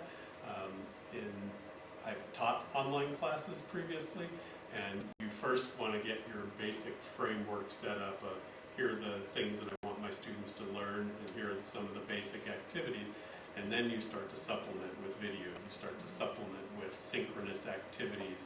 Okay, you all were supposed to read this last night. We're going to have a synchronous discussion of that for 20 minutes or half an hour, and then we're going to move on. You're going to do the next assignment independently. So I think this is a giant shift for some of our teachers.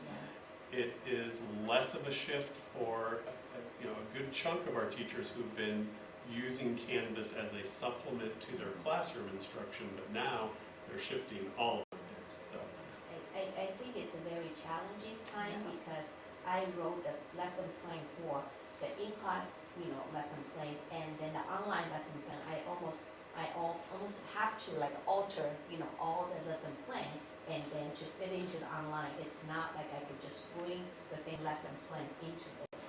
So. Yeah, because you don't have the opportunity, the same opportunity to engage in dialogue and explanation of it. You have to figure out how to do that. So, and that's something as simple as teachers thinking about, okay, here's what I would say if I was in class. Well, I'm just going to record myself, instead of trying to write out everything, just record yourself as you would during a class, post that. I just wanted to share, this is how all the Chinese school, the language learning school in the Bay Area, we all switched to the online learning. But what we did is we held we will hold our classroom at the exact same time when we always have the classroom time, because that's the time already student designate on that.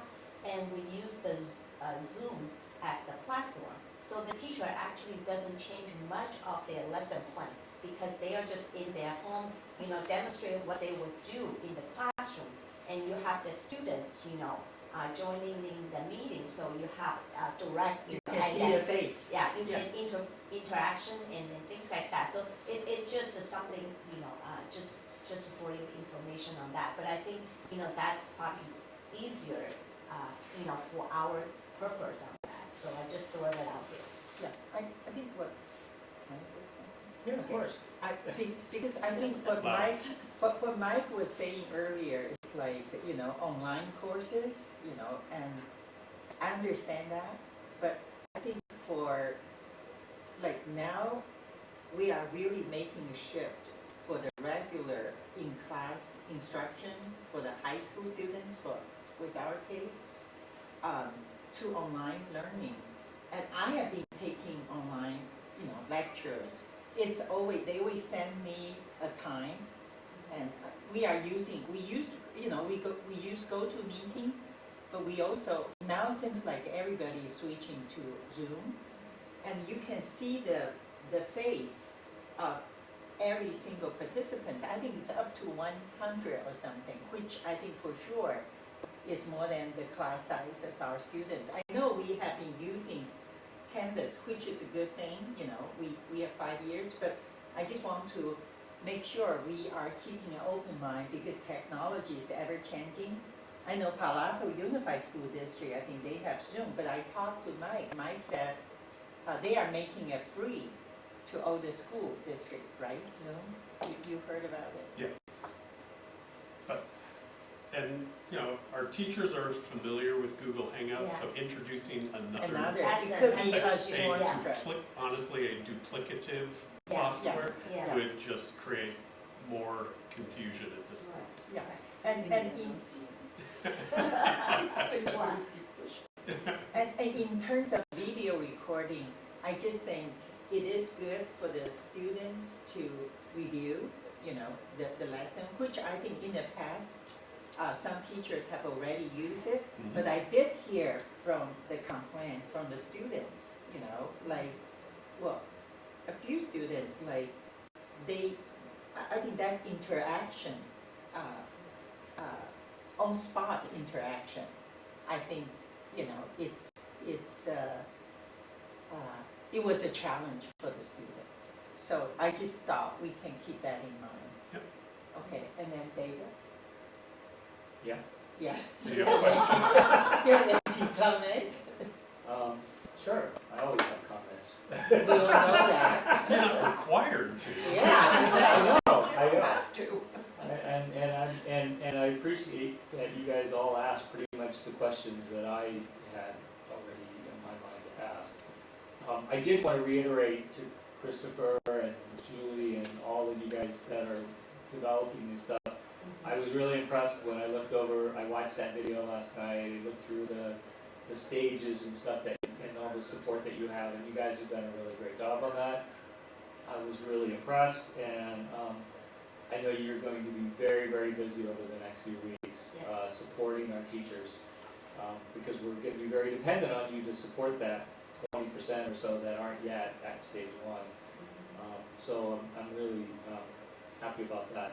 I guess, I'll keep my questions a minimum. One of the things I'm wondering about is, I know for in-classroom, a lot of the teachers have access to resources that help them in curriculum planning and in developing the courses, the different classwork and stuff. Are there similar types of things online that you've been able to access to help them in terms of developing certain parts of the curriculum, or to be able to support them so maybe they don't always have to do their own video on a particular topic, but could also point them to other resources, videos, or so forth to help them with some of that kind of stuff? Is that type of stuff available? Are we seeing that at the same level that we see for in-classroom work? I can probably answer a little bit of that.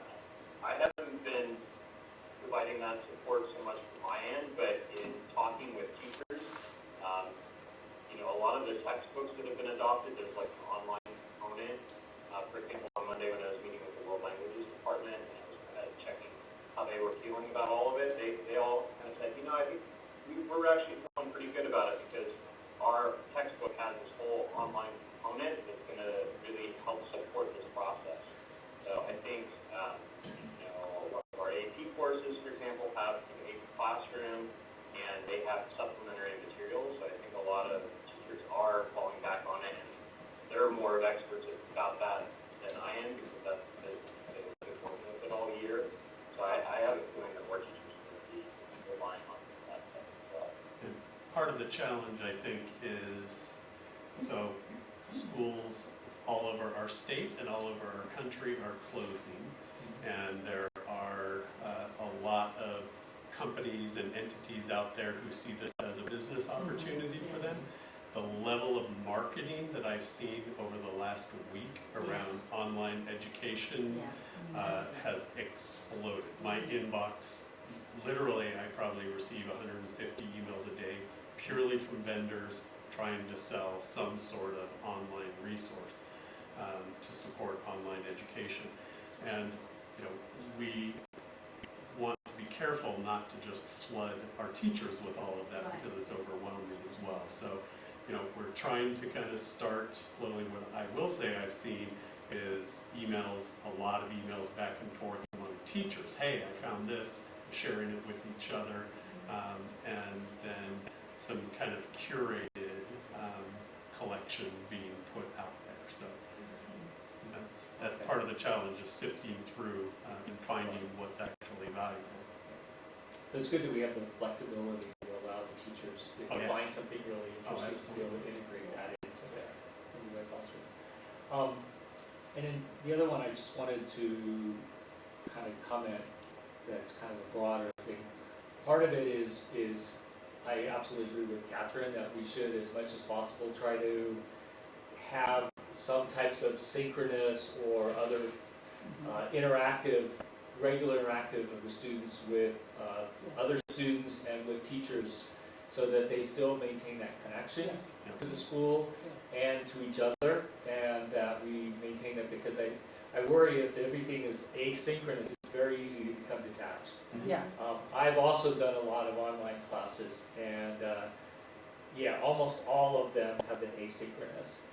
And even though they all have discussion groups, it's very, very difficult to interact in a meaningful way with the other students through those discussion groups. So I think it's important to have those, and I think it's good that we do that. But that's very limiting in terms of it. So I think the more we come up to getting kids to like your stage 3 and synchronous types of activities, the better we would be. And it would be really neat to not just have synchronous classrooms, but even some type of like a tutorial type of thing where kids can come on, be able to ask questions interactively with teachers or so forth would be really useful.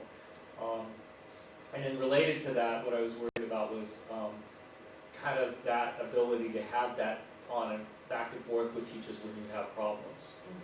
I think about math because math was my subject in school. You know, you would have a problem, you would write it down, and the teacher could then help you to figure out where you were making the mistakes as you work through the problem, through talking to you or through asking you or other types of feedback. And I'm not sure exactly how that would work. It's not a spreadsheet clearly wouldn't do it.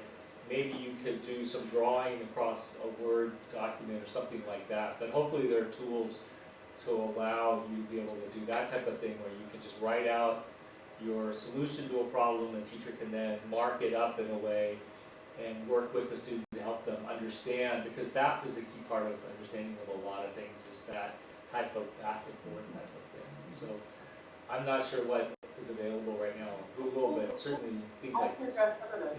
Okay.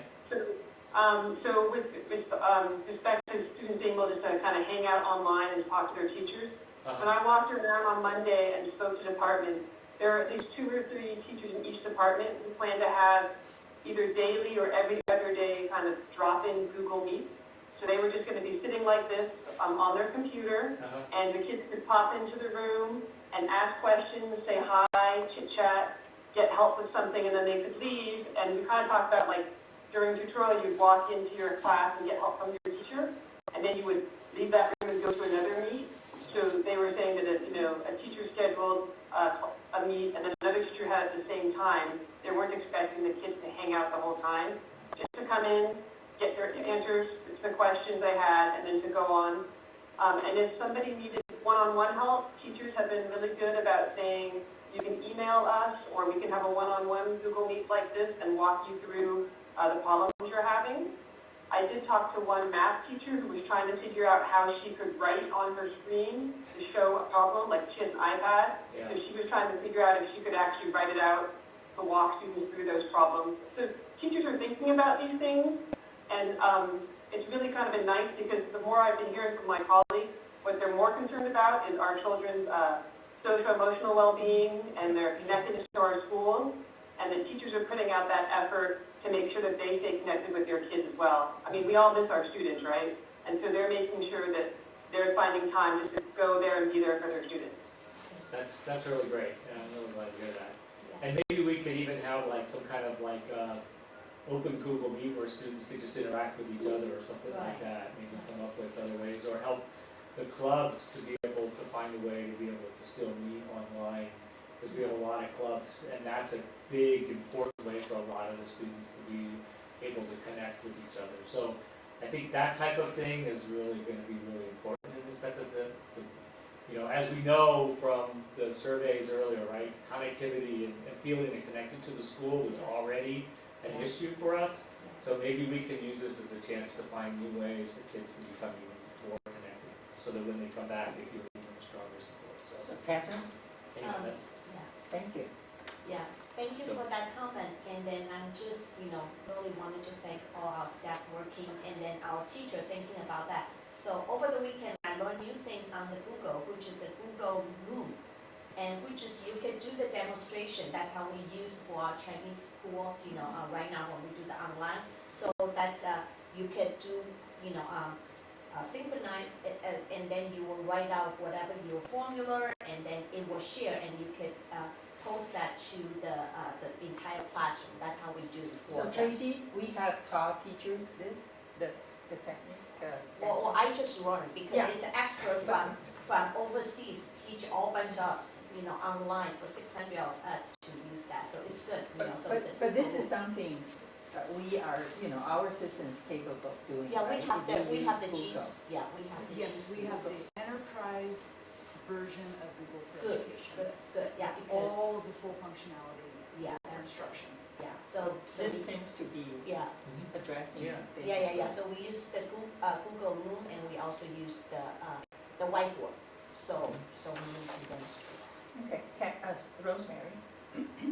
I'm just curious as to, in the next few weeks, I don't feel bad asking this question, but is there a way that we are going to be able to monitor Yes. what what our staff is doing, and to, I mean, it's all well and good to say, yeah, I'm doing all this, but to ensure that we're accomplishing what Yeah, so- we Yeah. want to accomplish. I'll address that. And so we had that conversation yesterday in cabinet, and we have a ILT meeting this afternoon where we'll be following up on it. But essentially, what we've asked the school sites to do, so site admin, is they're going to assign themselves to a group of teachers, probably based on the departments they're already overseeing, and they have access to all teachers' Canvas pages, and Canvas will be the means through which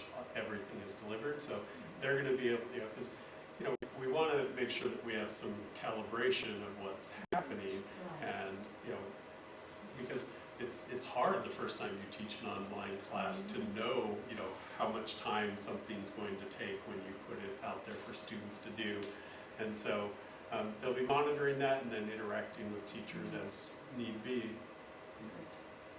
and giving them resources and support as well. So. Peter, you have any comments? Peter? Yes, I had to get to unmute. So I'm thinking ahead a year from now, when there'll be an incredible amount of pressure, subject to the state law having to do with counting instructional minutes, to provide online courses, just as at the college, university level, there's a mixture of physical present classrooms and online. There will be that move to have the same thing happen in high schools. So keeping that in mind, and obviously that's a position that CSBA may have to take, whether to encourage that.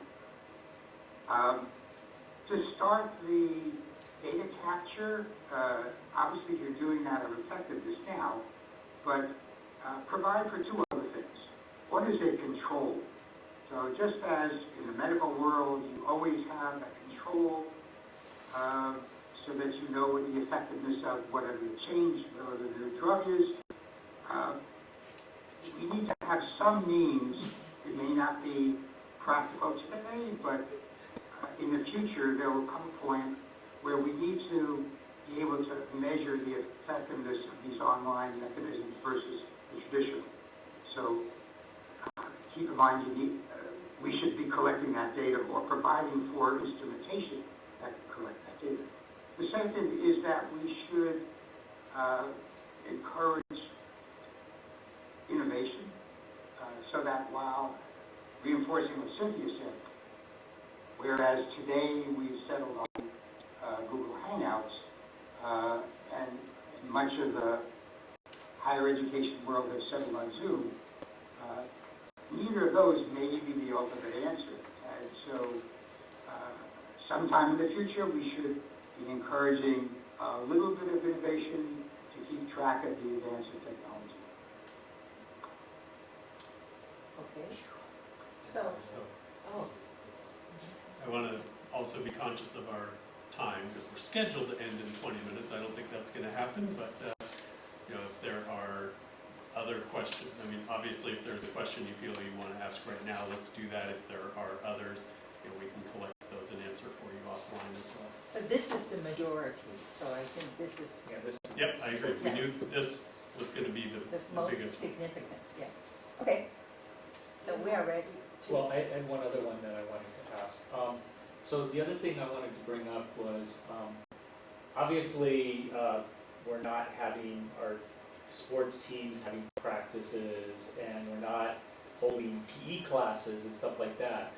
Is there anything that we can or are doing to help keep our kids physically fit. And to, you know, at a time like this, when you're basically stuck in a house all day, it's very easy to just become very sedentary. And that's something that, it gets to the social emotional aspect that was being brought up earlier for our kids, which I think is absolutely a great thing to hear that we're thinking about that as well. Is there anything that we can do to help our kids in that respect that we're working on to try to make sure that they get outside every day? Can we, you know, do something even at the school, allow the kids to go out on the field and run around or something? They just have to keep social Individually, distance. yeah, as long as they keep 6 feet apart. But I don't know, just, it's something to think about. Yeah. I think we need to be The really hiking? cognizant that Yeah. it's really important that we It's- keep our it is kids. I think running is So that add acceptable. on to the question about the PE classroom. How are we doing the PE classroom? Because right now we have a lot of the students in the PE classroom. Yeah. I mean, in one of their periods, of how they do. Yep. Yeah. So who would like to tackle the PE question? I'm going to let Christy Grassi share some specific information. PE classes are also using the Canvas platform, but Christy's going to share a little bit about what that looks like. Okay. Yeah, especially once. I don't know if you can hear me or if you can just hear my dog barking in the background. Can you hear me? Yes. Yes. Yeah, okay, good morning. On Monday, our departments were working as perhaps very, very diligently to get curriculum and instruction and move it towards this online model. In the PE department, when I was there, they were collaborating and planning lessons that you could do in your home each day without having to have any social contact, and ways that kids are logging their physical movement and habits in their home. So they have daily lessons or every other day according to their self-scheduled calendar for what students will be doing, and it's really well thought out. And meanwhile, too, internally with our staff, the PE teachers are sending out daily exercise for staff too to do in your home. So there's a lot of creativity going on right now. But we have provided a really good at-home curriculum. Did you hear that, Christy? The board should also get that. Yeah. We need to be exercising too. Yeah. Everyone needs that right I now. can forward you the link. Thank you. And I assume music lessons similar, right? They were sent out.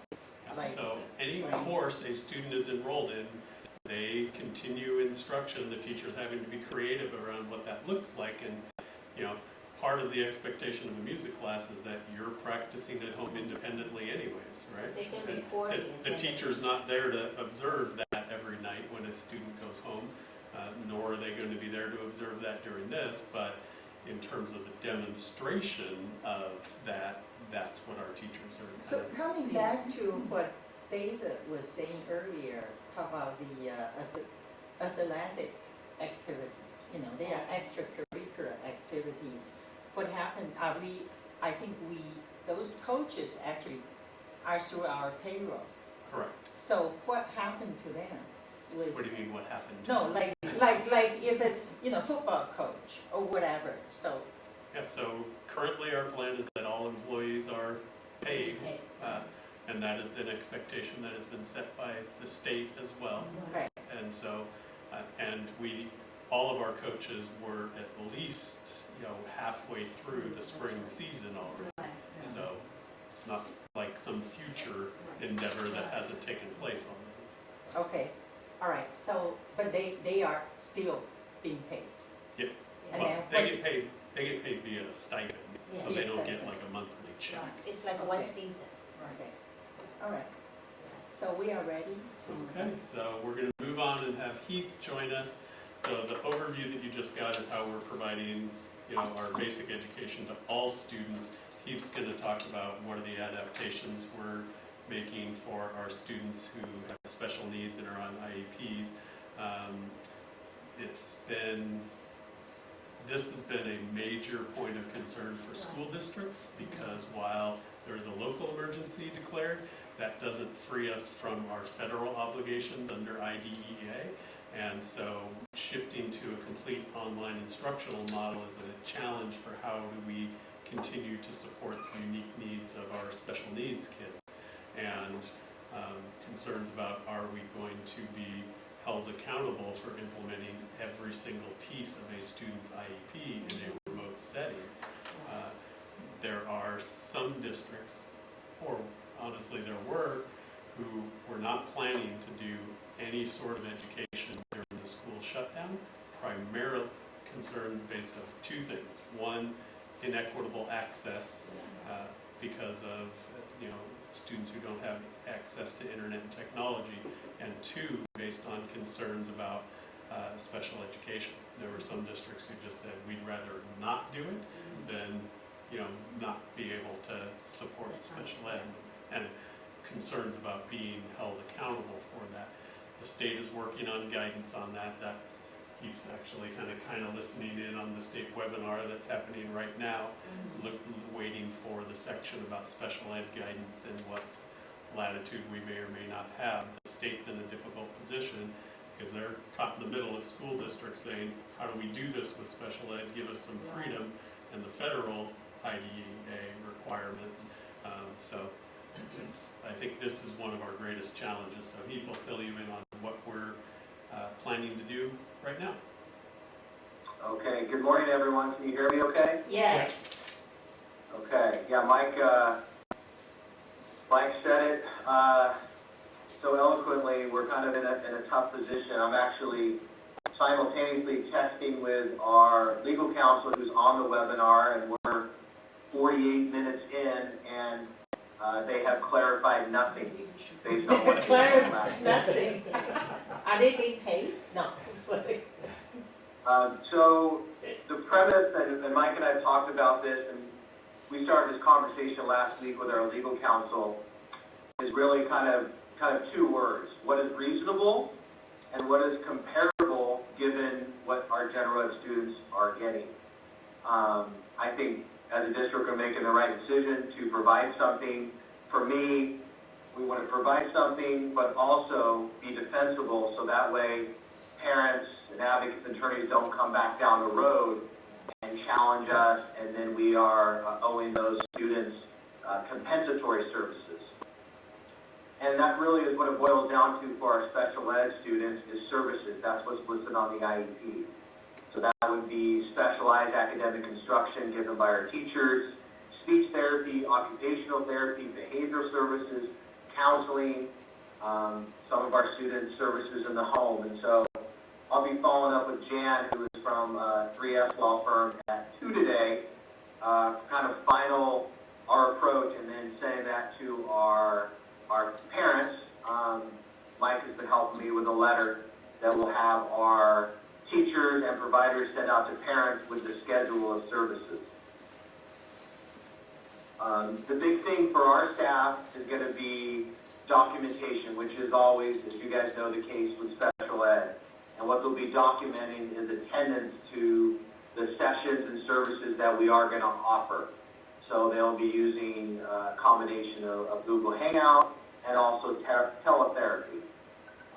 And then I'll be also letting staff know at the end of the day that if students don't show for their sessions, make themselves available for the services, that I want them to call the parents on the phone, see if there's something going on, technological or other, and just document that. So we're making every effort to not only make those services available, but following up if they're not accessing them. I did send out a mass email to all parents on Monday, just letting them know what we'll be working on, and further communication coming this week. We do have about 30 students that are served outside the district in county programs and non-public schools, and they represent our students with the most severe disabilities. We've made personal calls to all those families. They really appreciated that, and then working with those, it's like 15 different schools, and trying to work with them to also offer something that's both reasonable and comparable to our general ed students. And then I think in closing, kind of the concern about our students' social, emotional well-being.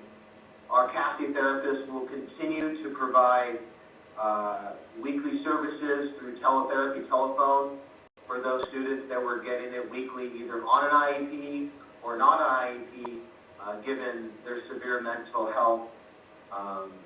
Just today, this morning, I sent out an email to all of our administrators and counselors with cell phone numbers for all the CASI therapists. So if there's any student that staff are concerned about, they'll be funneled through our counselors and then reach out to our CASI therapists to connect with them and do what they can to provide that type of support. I think that is everything on my list. Any questions?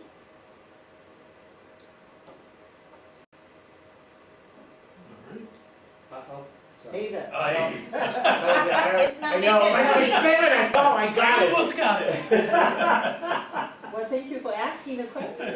Go ahead. But I was waiting because in the last presentation, the three of y'all and Peter did a great job at asking all my questions for me. So I was waiting for you to do that on this one. We could just let you ask the question, so we could just. So I just wanted to get clear. So for the services, it sounds like our therapists and some of those people, are they still actually going to be going to people's homes to provide support, and or are people going to be going out to receive their services, or does it all have to be done via type of whatever system?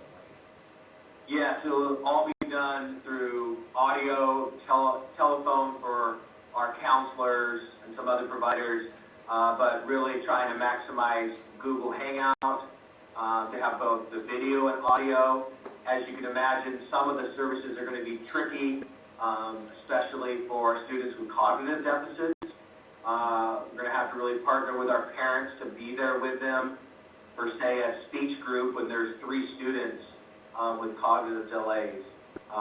So again, Google Hangout is going to be our primary, and then telephone for some of our other service providers. But no one will be going into the home.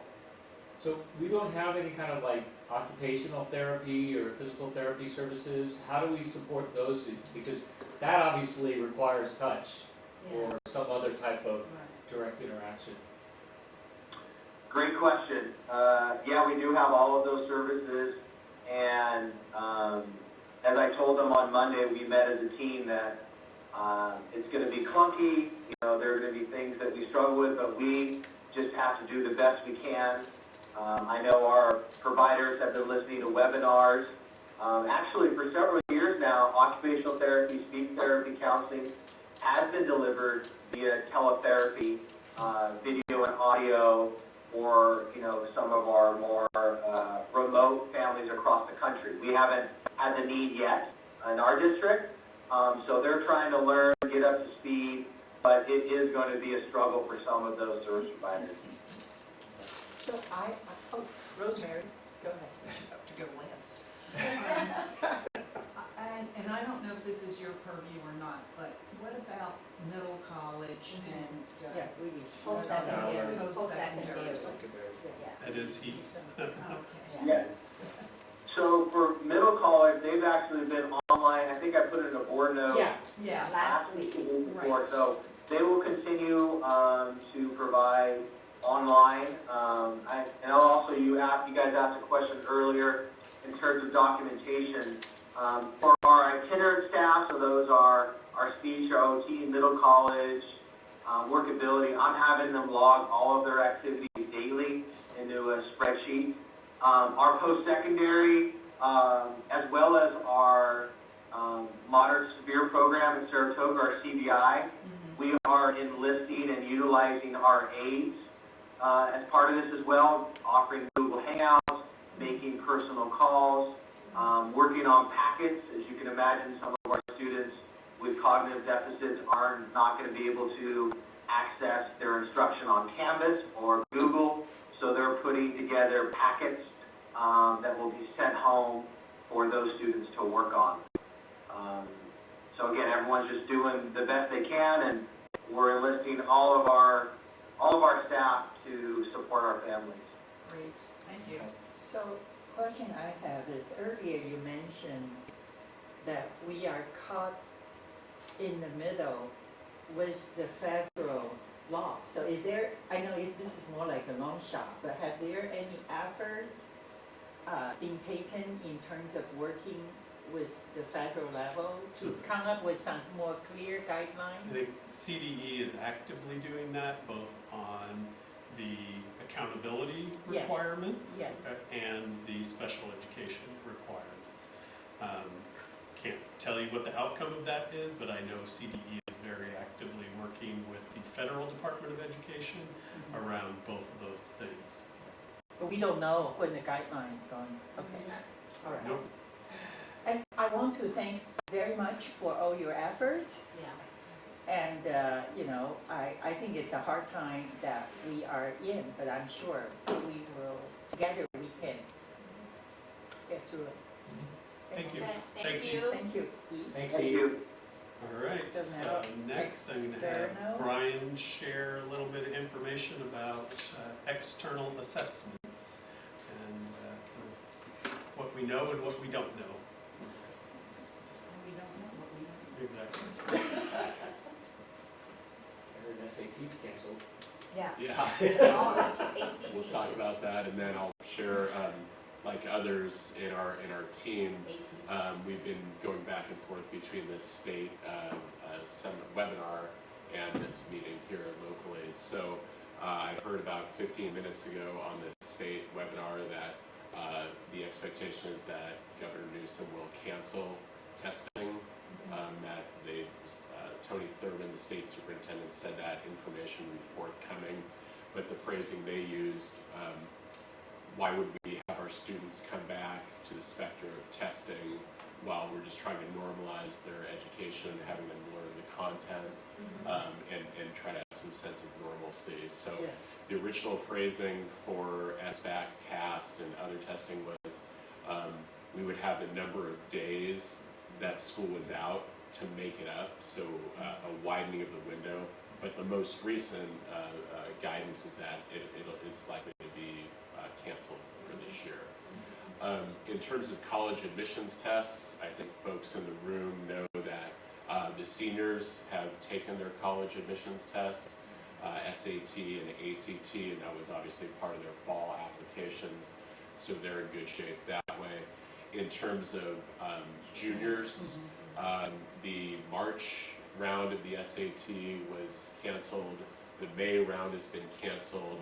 There is a tentative June 6th date for students to take, but obviously, like everything else in education, we're going to watch to see how that is adjusted as time goes on. The ACT had a April 4th test date that's subsequently been pushed now to June 13th. They had a June 13th test date scheduled anyway. Students could test there again if that testing session actually happens. Mike and I have been tracking the AP testing. It looks like College Board is going to release an update this Friday on the AP testing. The last bit of guidance we received is that testing was still on for May, but we'll see if that changed with the Friday announcement. College Board did hint at looking at the possibility of remote testing. It would be a massive change for that organization, and getting that up and running this school year seems like it would be very daunting, but there's supposed to be updated guidance we saw on March 20th. I think they are heard, this is nothing official from College Board, that they are working very actively with colleges and universities to talk about if they aren't able to implement testing this year, would on a one-time basis college and university be willing to accept a grade as an indication of proficiency for college credit, things like that. But that, unfortunately, we don't have much of a voice in that. That's College Board. Our current seniors district-wide are continuing to hear college admissions news. As you know, the month of March is the time where a lot of folks hear their regular decision results. So we'll continue to support them as from our schools guidance departments. Think about our students as they're undergoing this tumultuous time and hearing the regular angst-inducing college admission results. So I was in touch with some guidance department staffers earlier today who are still participating in things like office hours, video office hours, of course, video hangouts, SSTs, IEPs, other support mechanisms. And in terms of, because some college will ask the counselor or our school administration to provide additional information about the students. Is that? For example, the- transcript. Yeah. You know, some of the Because- rolling colleges, they Yeah. are asking the transcript. So how is that process too? Because I know Under this as circumstances. Saratoga, the student need to presence to give that, the slip and also pay $5 or something like that. So as of now, the colleges may ask for transcripts before the end of the year. If that's the case, the guidance counselors and registrars are equipped to send those electronically. When you say before this end of the school year. Yes, so right now, mid-semester, we can still send those one-offs. Catherine's referring to the end of the year final transcripts, which colleges like to look Yeah. for verification. I would anticipate that we would be sending those either paper or electronically. We've got staff members that are nimble enough to adjust to that, so we can get the final records out. What those records look like themselves will need to be addressed as time goes on if students are able to attend roughly half the semester. But given the attentiveness that our staff has already shown this week, I'm confident that we can get colleges the records they need. So how about the $5 fee if the students cannot be there, pay for it? We will waive it, right? Very likely we waive it. I mean, we're not going to let that hold up a student's Right, college I admission. just want to make sure. But I appreciate that. Yeah. So then the staff, you know, I know because this is the time, still some changes, you know, some of the colleges need additional, or people on the wait list, they want additional Yeah, thing or whatever. information. So they can, what kind of like a time frame they can expect? For example, if they write it to the registrar or the whoever provide the transfer, what is the, you know, turnaround time they supposed to hear from them? Yeah, I don't I want to don't- speak for all of our staff members, but I know they're working, they're on email, the registrars and the guidance I don't- counselors. I don't see that it would be any different than normal.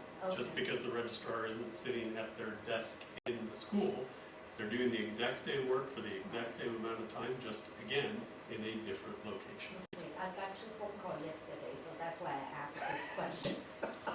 And- Because they notify, they recognize the school closed, and then they send the email, and so they are asking me, so.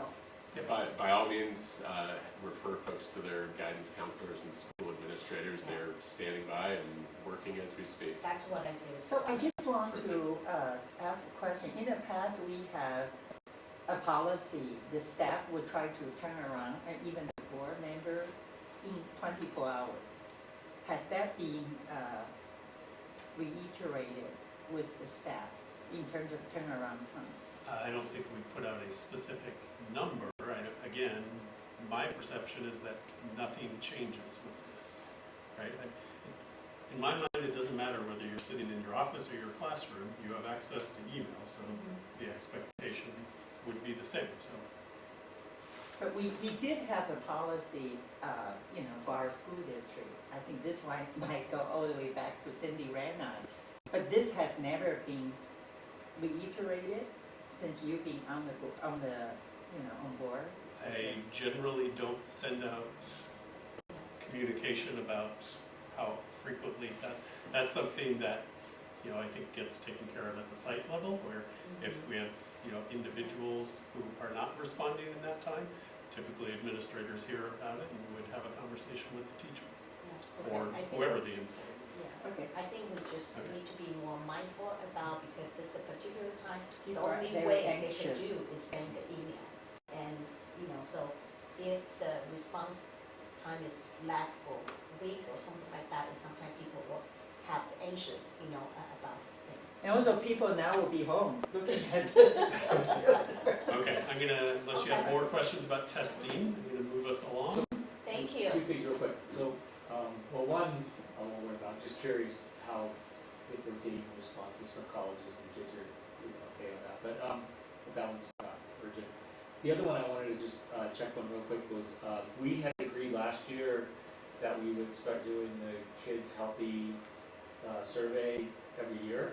Are we still gonna try to do that this year? Is there an option to do it online if the school ends up staying online only beyond the current expected date? That's something that Keith is gonna have to dive into and look at in terms of what the possibility is of doing that. What I can say is that it's very difficult to get remote participation. We have good participation at school because we Yeah, I know. take them in and have them do it. Well, if it's part of their classwork, then maybe. Yeah. But I would encourage it, especially. California Healthy Kids Survey, that particular tool is administered every other year. Well, you can do it every year if you want to. Generally, the state cycle is that you do it every other year. Okay. You can locally choose to do it every year if Okay. you want to. I couldn't remember whether we agreed every year or every other I year. I think just know that we had like a 10-year gap and we were not gonna go through Right. that again. Right. And I think in some ways it would be interesting to see it, given the circumstances of how the kids are feeling as they're Right. in the middle of this, just as a way to be able to kind of. I think we had that discussion, we talk about every year, because we've been That's left what I for thought, quite a too. while. Yeah. And then last year, some of the results, we are really concerned, Yes, very- so yeah. we wanted to continue at this annual survey. Yeah. Okay. So I have a question, Brian, are you, because I don't see the item on the agenda here, on the topic here. I think in terms of recruitment, because we do have some spaces we need to fill, and I thought you mentioned about going to county Job fair. and apparently that's not going to happen. It's usually in March, right? Yeah, so this is going to be a new paradigm for recruitment as well. The county job fair scheduled for the last Saturday of this month has been postponed. The next steps for our district continue to look at the needs in the master schedule.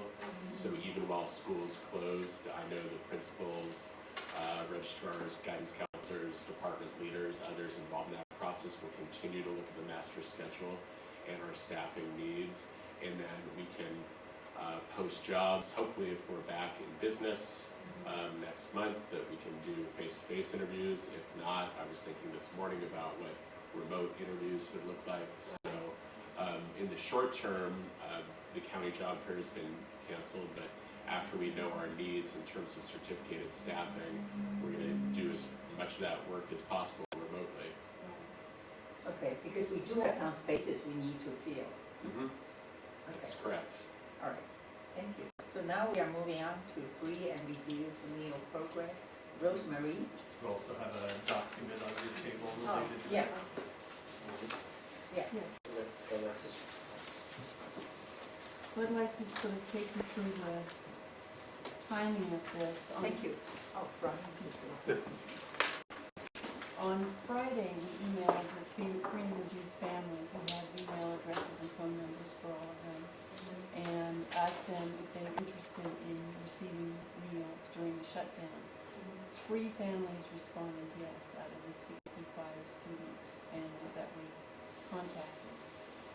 Then what happened over the weekend was, and I'm on a listserv of all the CEOs of the county, and we started blowing up over the weekend with people back and forth. Apparently, because we're not in the National School Lunch Program, we never got these notifications, but they got them at the other school districts, that if you're in the National School Lunch Program, for the period that school is out, they're going to let school districts, Yes, thank you. they're going to let school districts participate in what's called the seamless summer option. So during the summer, when school is out, schools that are part of the National School Lunch Program are expected to provide food for needy families. And in the seamless summer program, families show up with their children, or if they're older, the children just show up themselves. And if you're 18 or younger, you get a meal. No questions asked. So what the state did was that they authorized the use of this seamless summer option during the break, which meant that schools in the National School Lunch Program if they provide food for any child, 18 or younger, even preschool age, they will get reimbursed. But if we were to provide those meals, we would not be reimbursed because we're not part of the program. So the CBOs were going back and forth over the weekend saying who was open, they were going to do, what schools they were going to deliver food at, and so forth. Based on that, on Monday, I sent this out to the families, which is saying that we will not be providing free meals at our school sites. However, they could go to Las Gatas Union, RJ Fisher Middle will be serving lunch from 11 to 12 every day. Saratoga Union, that should say Saratoga Elementary, sorry, the address there, 11 to 12 every day. Campbell Union High with information, but most school districts in the county are doing that. So in this, there's also a link to the Second Harvest Food Bank page where it shows all the districts in the county and what they're doing and where they can go. So any family can go. At the time this went out, it said your student must be present to receive food. So I've been on my email while you've been talking, and it just came through again on the CBO listserv. The state has now sent out an advisory notice that children do not need to be present. Therefore, the parent can just drive up, say, I need 3 lunches, and they will be given them. Oh, good. Then also just coming out is that the state is also allowing a 5-day option, meaning that you can go to a school site, they will be open once a week, and they'll give you 5 days worth of shelf-stable food.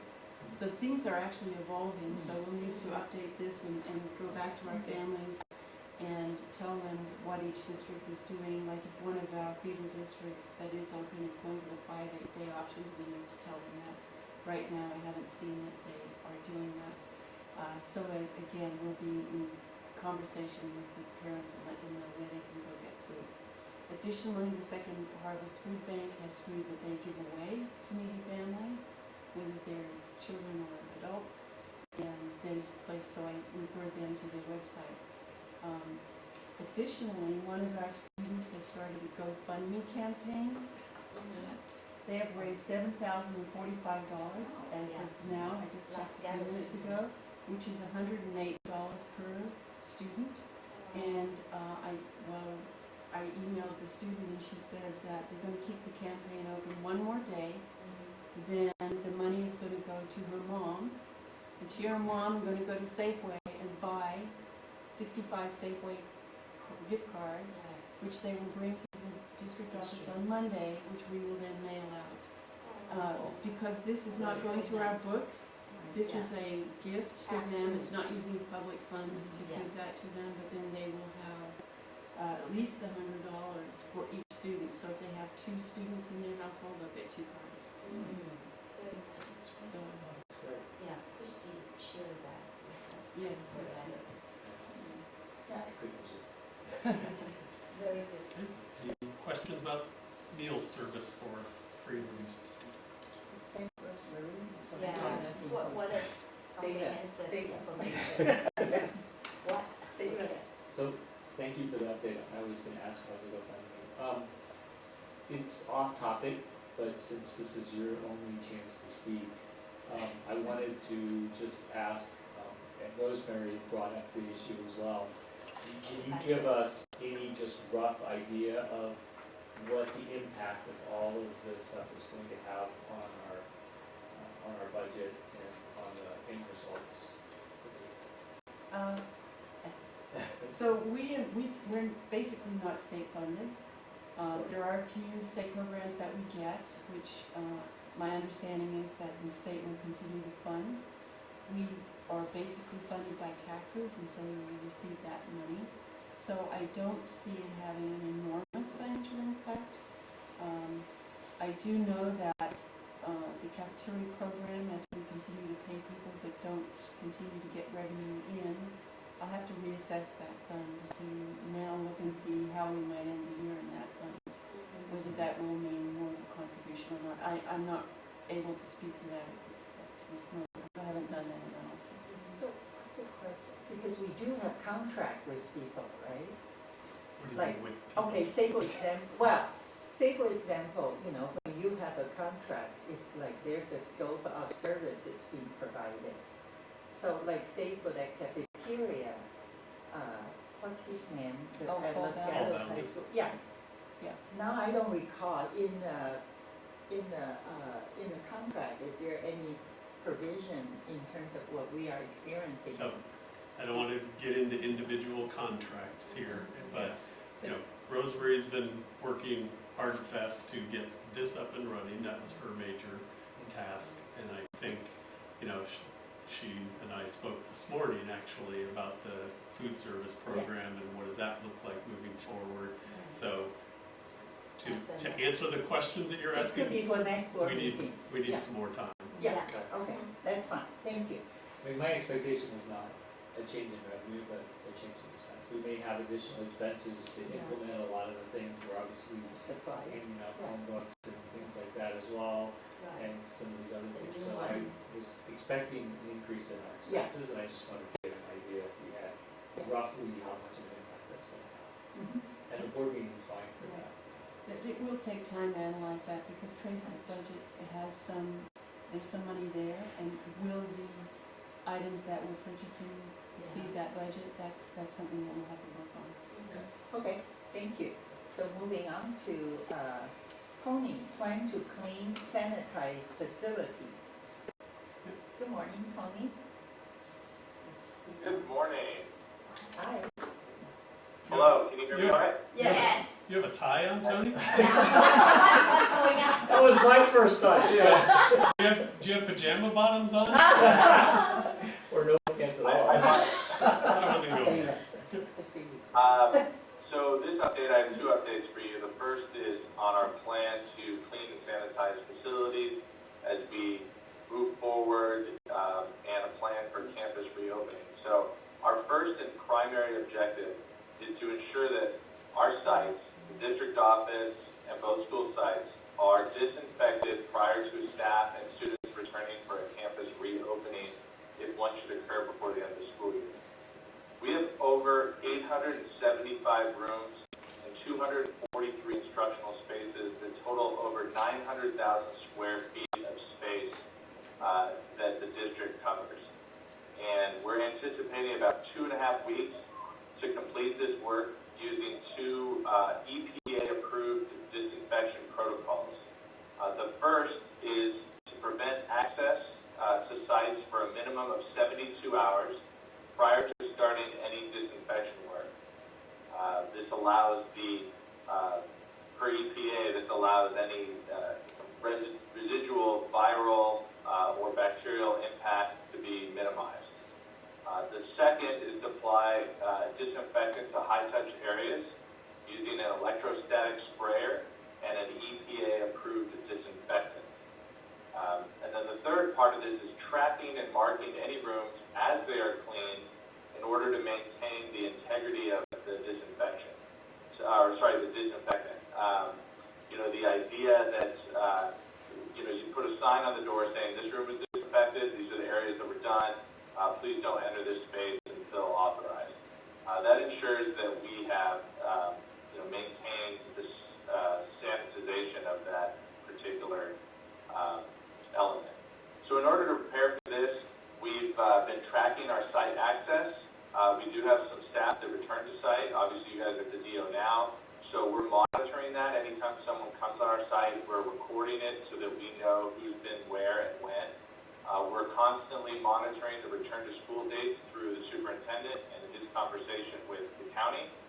And our products that we're using for the disinfectant, we're in the queue.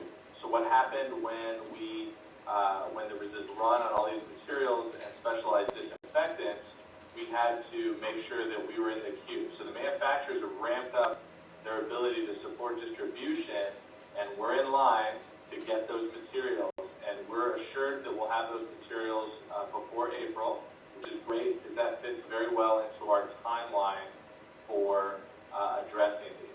We do have secondary disinfection methods that we can implement, which is more hand-based work, but that we're hoping the electrostatic sprayer option is the way to go because it saves time. Obviously, we will change and adapt if we're made aware of a direct COVID exposure. So sometime within the next 12 days to 14 days, if we are notified by a community member or staff member that they have direct exposure and we're on campus, we would treat that environment a little bit differently than just the assumption that we have community contact like we have now. So that is our plan to move forward for cleaning and disinfecting our facilities. Do you have any questions about that element? No, thank you. Sounded quite thorough. All right. You know what, you don't have to go for a record. No, I'm not trying to go for a record. I actually did have, I mean, it's a facilities question, Yes. so maybe it seems So like if it was related. it's not a question about specifically cleaning and sanitizing, Okay, then hold it. let's wait. Okay. That part, I wasn't clear because on the thing here it says. Yep. so- Yeah, Okay. next one. All right, Tony, moving on to your next. So All right, Peter, so you have no, okay, all right. Go For ahead. facilities and operations, we have two kind of objectives. Our first objective is to ensure that our sites are kept safe and maintained in a manner that will allow school to start up within 3 days of notice. So it will take us 3 days to ramp up our systems.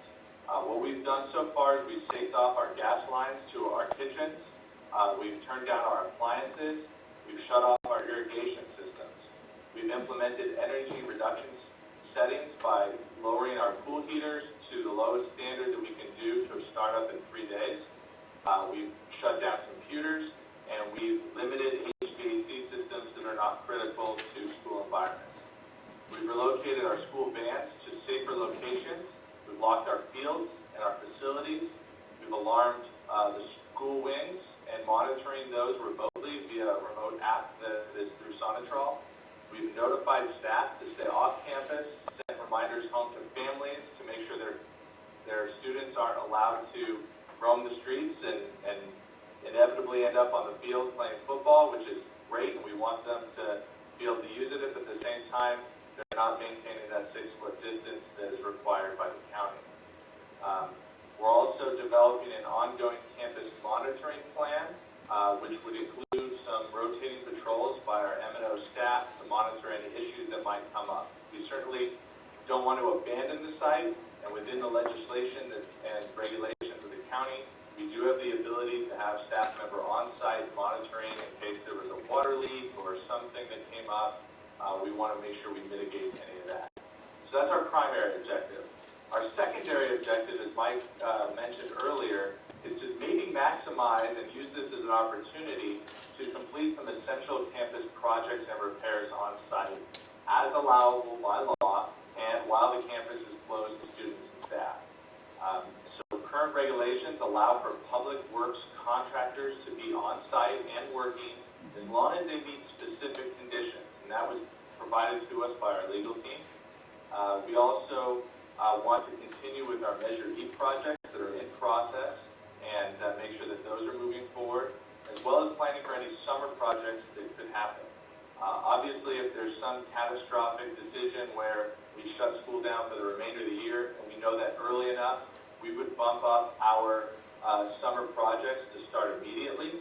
Of course, this all comes down to whether contractors are willing to be on site and participate. Again, they have their own needs and their own threshold for safety. We will meet and adhere to all county regulations, but there is opportunity for us to capitalize on the fact that no students or staff are on site. I am meeting with my M&O team again on Thursday remotely to discuss these topics and get a better handle on the type of projects we should be able to address. So those are our two objectives moving forward in the next few weeks. Again, those will change and adapt as more information is provided and given, but we're hoping for the best in these cases. So Peter, I think you have questions regarding. Well, so you mentioned closing of the fields and stuff. So are we currently basically not allowing anyone at all to even go near one of our fields at this point? And is that planned to be true for the entire time that the school is closed? You know, Dave, you bring up a very interesting point. We've had some correspondence to the school sites from the community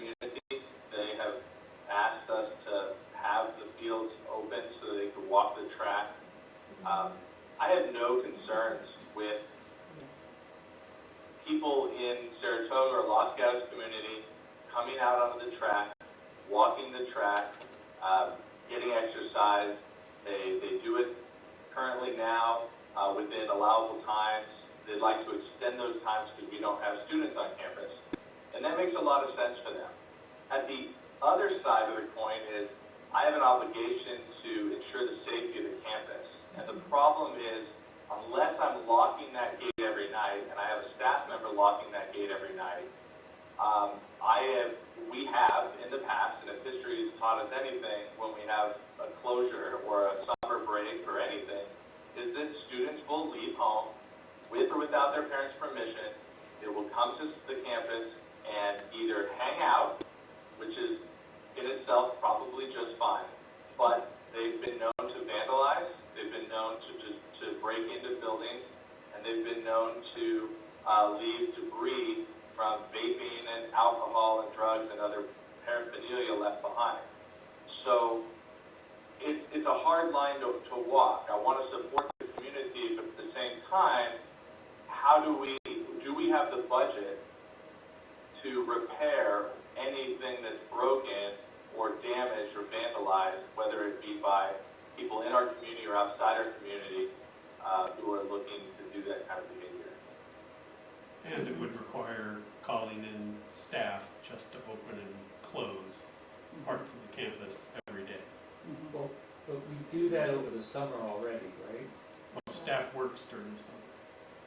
We have staff at work every day through the summer. But it sounds like we're going to have staff at work every day. Not doing, where you may have someone, Tony or an administrator or someone go and walk through to check for vandalism or anything. I mean, we need to have someone checking, but we're not having someone there at 8 a.m. and going back at 8 p.m. at night to open and lock gates. But right now, there isn't really gate, I mean, I can get onto, I think, either campus without ever having to go through a gate. For today, is that not correct? Los Gatos, absolutely. Yeah, and I believe Saratoga as well.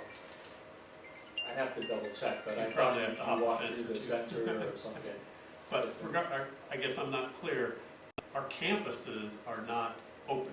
And so anybody walking onto our campuses right now is technically trespassing. So it should not be used as a public thoroughfare.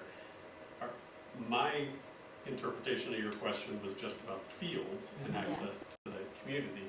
And those are gated at both schools. Yeah, I guess what I'm asking, and I'm a little bit confused about that, is the part that we want to protect, the buildings and the hallways and so forth, can be accessed already. So we're going to shut down the fields and prevent anyone from having access to that just because we're worried about protecting something that we can't protect because we don't already have, unless we're going to start building fences. We have vandalism on the fields as well. And trash and kids going out there and partying and all of those things. So. But I don't agree with the policy, but I mean, you're making the decisions. We just voted you the power to do anything you want, so you can just do what you want. But I do think that recognize as the weeks pass, people are going to become more and more restless. yes. And more are going to want to do something to get the hell out of their house. Because I've been in that, and even within a week, you start getting pretty stir crazy in cabin fever. And they're going to be out there anyway. If we provide a solution of the fields to allow them to at least burn off some energy and be able to get out and do some things, I don't see how that is necessarily a bad thing. And I understand that kids can do vandalism, but there are, that is already an issue that we address and have to deal with. And I'm not convinced that shutting the field access is going to help the vandalism of the school. So what I'll say is that as we start to develop our processes and what are our rotations of staff going to be, if we have a period of time where we're going to have someone on at this time, we can open the gate then, and we have a period of time when staff is going to be leaving in the afternoon and we lock the gate then, I'm comfortable with that as long as it's something that we can communicate clearly to the community. Part of the problem is the community thinks they should have access to our track 24 hours a day, 7 days a week, and that's not manageable either. I wanted to put that out there. I think I agree with David's point on that one, because even the shelter in place, they actually encourage you to go out, to walking, to jogging or whatever, just get some fresh air. And it's the citizens' responsibility to keep the social distancing. And locking our field, I have a problem with that one, because at this particular time, we need to also think about our community at large and for our students. And as far as the students, if they are, large gathering or whatever, many of the adults live in that community. People can call the police and then, for all those social distancing. I think this is a way to, everyone, not only just our citizens, but also our students need to, understand, the issue of this thing. And locking that, I just don't think it provides a good impact to our community at large on that one. And also, I know for example, Saratoga High School, you have the day custodian, you have the night custodian. I understand right now is we have this shelter in place, but isn't that the school personnel, they are the essential function? If they need to, if we have one person, kind of like a monitor if the school have anything, I mean, they can in the rotating basis. I just don't. I'm going to pause. I think I just said that as we develop our routines, if we can find a way to have the track open while staff are on campus, and that can be a consistent thing, because if it changes every day, that's not going to do any good either. So we're figuring out, right now we don't plan on having night custodians there, right? We are shifting all of our staff to day work instead of night work, because there's not a need for them to be there at night. So we're looking at all of our routines. If we have a staffing routine where someone can, go and open it in the, at this time, and we'll close it at this time, and in between times it's open, that's great. We just want to be able to have some level of control over it, not just because we don't have the same staffing routines that we typically do. So I have a question regarding the liability exposure for people outside, like people coming to our facility. What kind of liability exposure do we have? Well, I'll address that. If we have the gates unlocked and someone accesses the site and gets injured, we are liable. And the first question our insurance company will ask was, were the gates locked? And they'd say no. Was there supervision? No. I mean, that's the reality 100% of the time, anytime the public comes on our site. Where we run greater risk is that we have no supervision. If someone was walking the track, had a heart attack, and nobody else is out there, or we don't have any staff on site, we have some culpability, I believe, in that area. Again, if you're representing the community's interests, I understand the gravity of the question, but there is liability that we have anytime someone walks on our site. And I don't see that being any different in this setting, other than we have less supervision than we normally would. Right. Yeah, I think I hear David and Catherine. I know there's a need for a place to allow, the community member and students to exercise. But at the same time, I think as a board member, I'm more concerned about the exposure, the liability exposure. So I think the field, it's nice we have the field, but I think there are other areas people can walk on the street and park. I think park doesn't have gate. So I agree with Cynthia. I think at some point, a citizen's responsibility also comes into play. I mean, there are other places to walk, and it's incumbent on students and the public to take advantage of other venues if our facility is closed. Yeah, It's and not what like there's happened- no other place. Right, what happened to this COVID-19 is somebody somehow got that alarm. The best way to go at this point. Yeah, I think to the me, community- that's a service that we can provide to the community if we can do that efficiently and easily within our kind of staffing routine. Right. And honestly, that's what we do now. It's just our staffing is broader now. Right. The gates are not open 24 hours a day, 7 days a week, right? They are closed at particular times.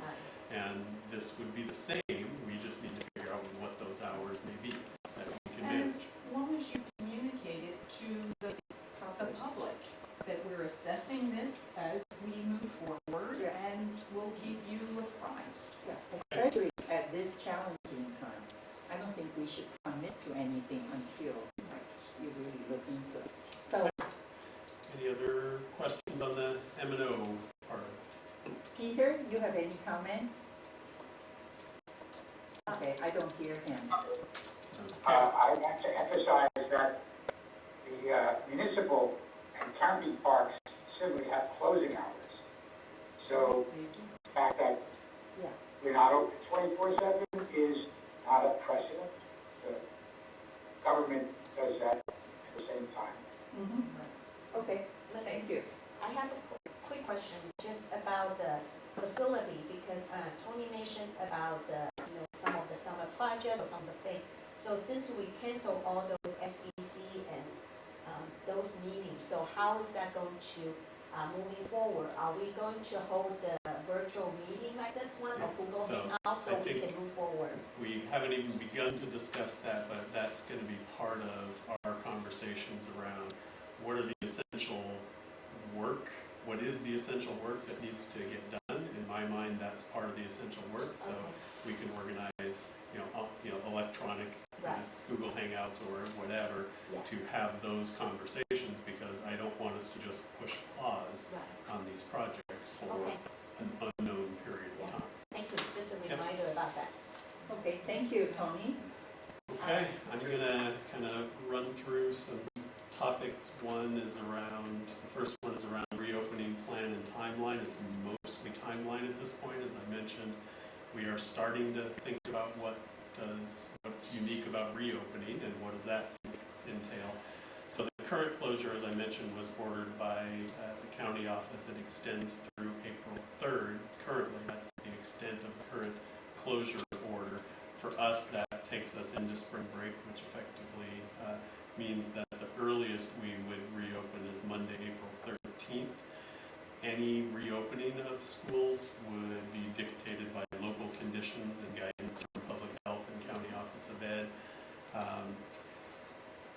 We've had conversations as a county. Around a third of the school districts in the county have their spring break scheduled from April 13th through 17th. So when we come back from spring break, about a third of the districts in the county have their spring break starting that week. The county office and public health have interest in whenever the reopening occurs, that occur on a county-wide basis. And so given that a third of the districts have spring break, my guess, this is not official, but I personally believe, based on that they wouldn't reopen at the end of our spring break, that they would wait until all districts are done with spring break. So I think at this point, even if things were to dramatically improve in the county, I think it's unlikely that we will reopen before the 20th, but again, that's speculation on my part at this point. Governor Newsom yesterday in a press conference made a statement that he believes that schools in some areas of the state will not reopen this school year. And I personally think that that is a possibility in our area, given the widespread nature. And when you look at the timeline trends in other areas that are ahead of us in this epidemic, I think that is a possibility for us that we need to continue to think about and prepare for, so that we're not caught off guard if that is the agreement. So given all of that, and given the uncertainty of when we will return to school, we're coming up with scenarios of what will it look like if we reopen at some point this this spring. How much time do we need? What are the steps that we need to do? A big piece of that is going to be communicating with our families and our staff to ensure that they feel safe when they come back. Because quite honestly, it's going to be harder to get people back into school than it is to close school. Okay? Because we're going to have a large number of people who are fearful about coming back, even if the virus is in significant decline. So that's going to be a big part of it. So we're coming up with kind of plans on what do we do if we open this spring, what do we do if we're not opening until next fall. So kind of two scenarios that we're just now beginning to plan for. Questions about timeline? Okay.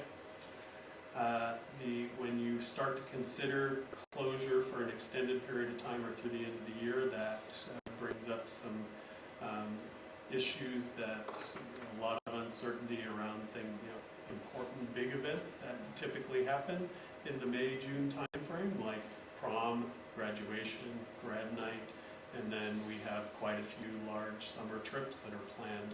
One of our music programs is planning to spend 3 weeks in Europe this summer. And so we have all kinds of things like that we are now having to make some very hard decisions because we don't know whether we're going to be able to have a grad night, to have a graduation ceremony even. Yet we have to enter into contracts for venues, for services, so there are financial implications, and certainly many of these events are very emotionally charged and tied events, right? Families wait to see their kid walk across that stage. So we will be having conversations around if we just in terms of the regulations are not able to hold an event like that, what are some alternatives? What are some things that we can do to provide at least some sort of activity related around these things?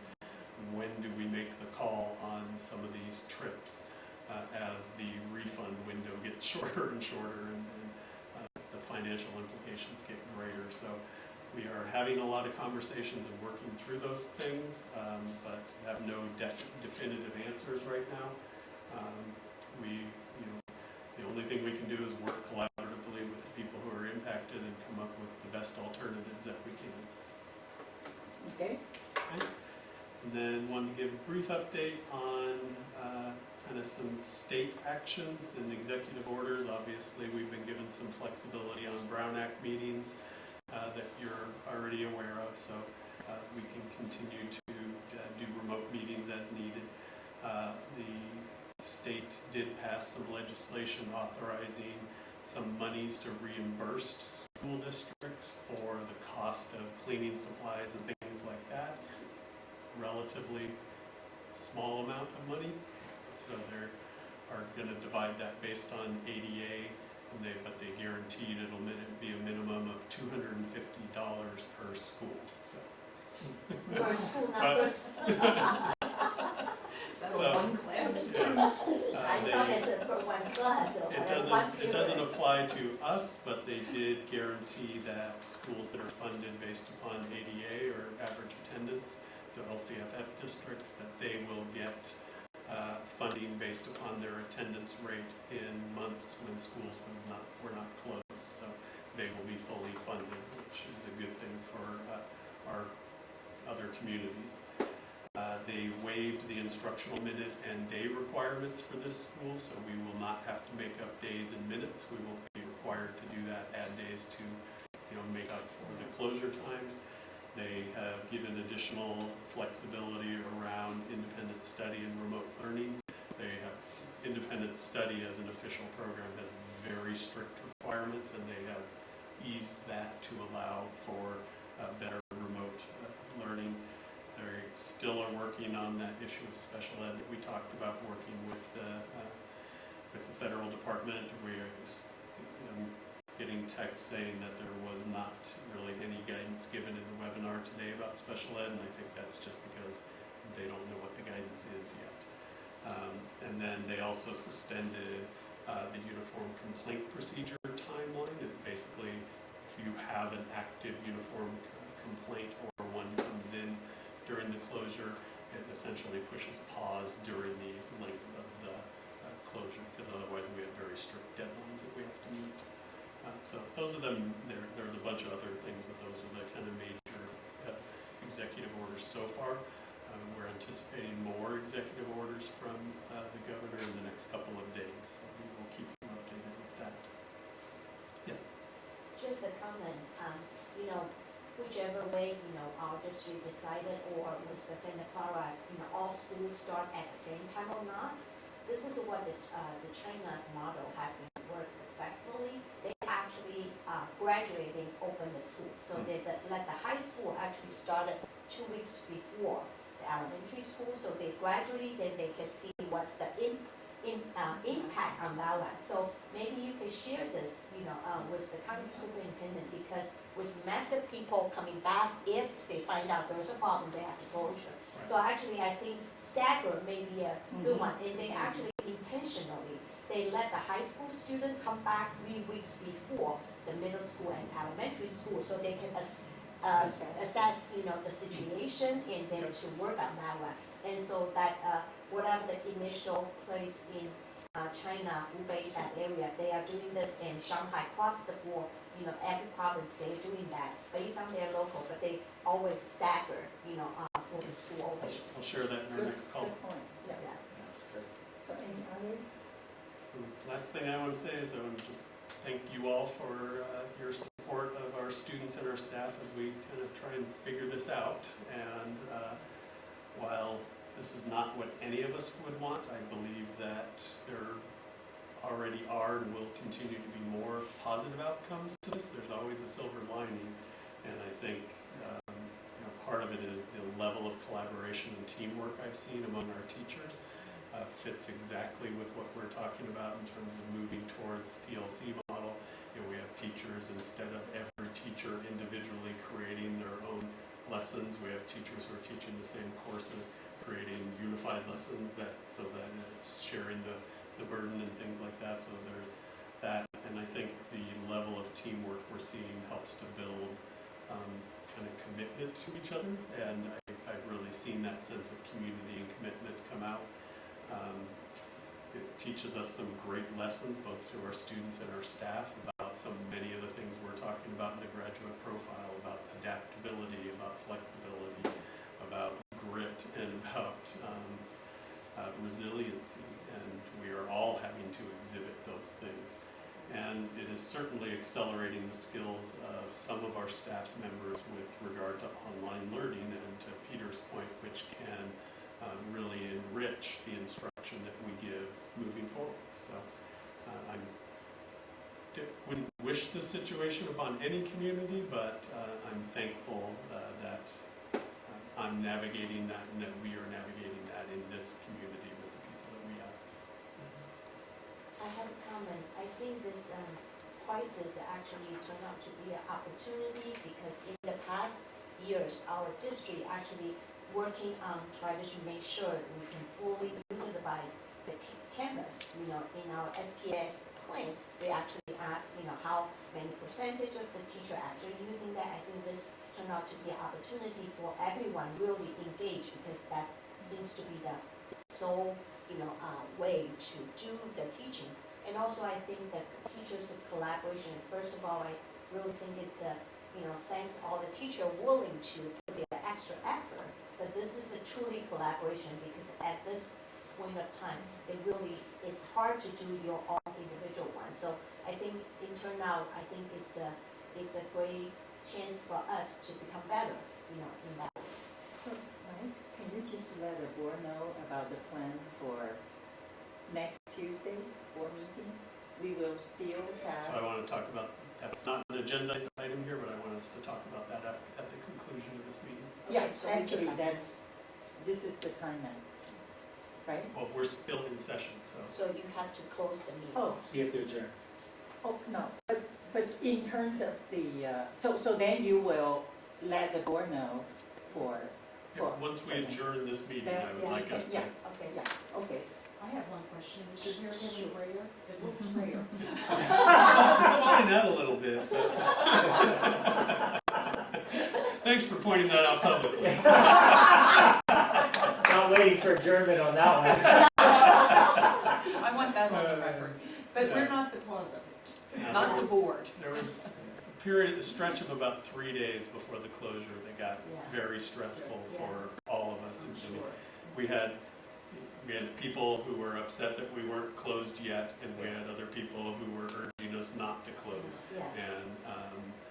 And all with good intent and with good arguments and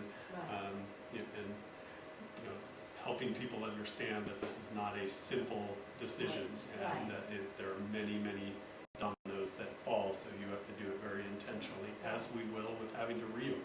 And you are not the authority, sole authority to say we close the school on that. Okay. So if there's no objection from my fellow board members, I now declare meeting adjourned. Thank you all. Thanks, staff. Thank you. Thank you. Thank you. Bye, Peter. Peter's still. Well, Peter